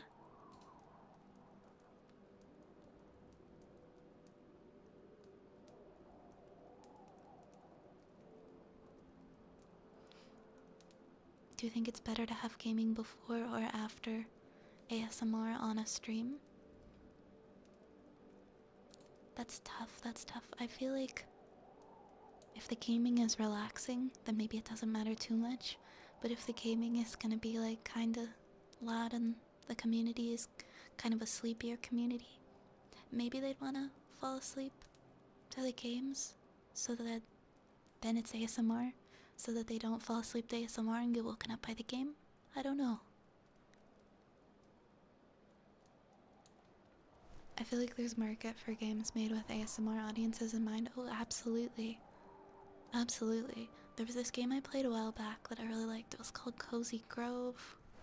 Any kind of like a relaxing, slow-paced sandbox game. I I can get behind streaming anything like that because it's very low pressure and stress, and it doesn't make it difficult to interact with chat because I don't have to focus super hard on the game and then feel bad when I die or run out of time in the game. There's a subgenre of physical RPGs where you play the game by journaling. There is a tarot-based journaling RPG. I can't say it. Anamnesis. Alright, I've got that one on my list now as well. With the cozy games, it's both at the same time, and if the gaming's separate, probably games first. That's what I would think. Yeah, you play Cozy Grove as well. Cozy Grove slapped. I loved that game. I haven't played it in a bit. But very, very nice game. Very nice game.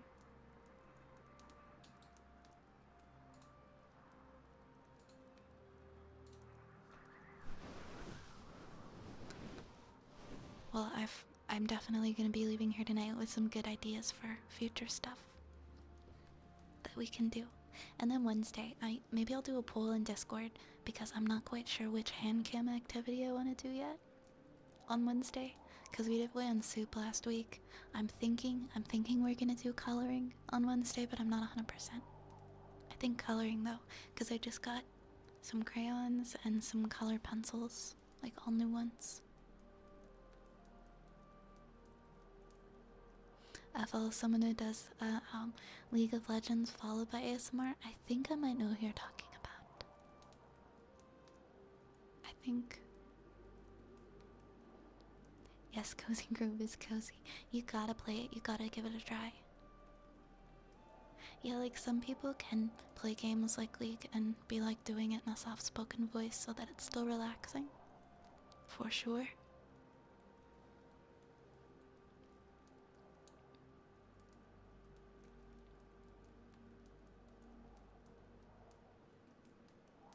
Is that yeah, because I think I've seen them doing that before. I think I have watched. That must have been who it was. Because that rings a bell. I remember somebody doing like League of Legends ASMR.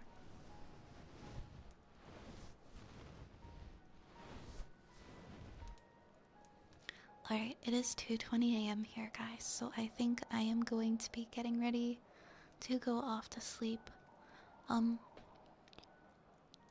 Like I said at the beginning of stream, I am gonna be starting streams earlier starting tomorrow, so at 9 p.m. instead of 10. We're still gonna be going until at least 1 a.m. I'm just gonna be starting earlier. So there will be an extra hour of stream going forward. Velgor suggested a raid target earlier, that I think we're going to go with tonight. And I believe this is the first time that they're using their 3DO on stream.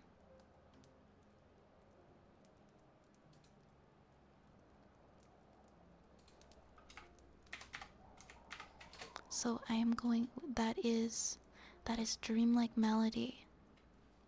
So that's where we're gonna go tonight. Oops. Oh, good, I thought I messed it up. There we go, good, it's still good. Thank you guys so much. If you enjoyed the stream tonight, if you're new, consider please following me on any of my other socials that are in the chat there, or joining our Discord at least for schedule updates and all that stuff. I'm trying to copy the right message and it's not letting me.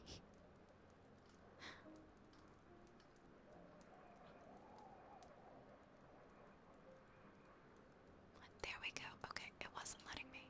Shady, thank you so much for the follow. Thank you so much. Thank you guys. Thank you for hanging out. Thank you for hanging out.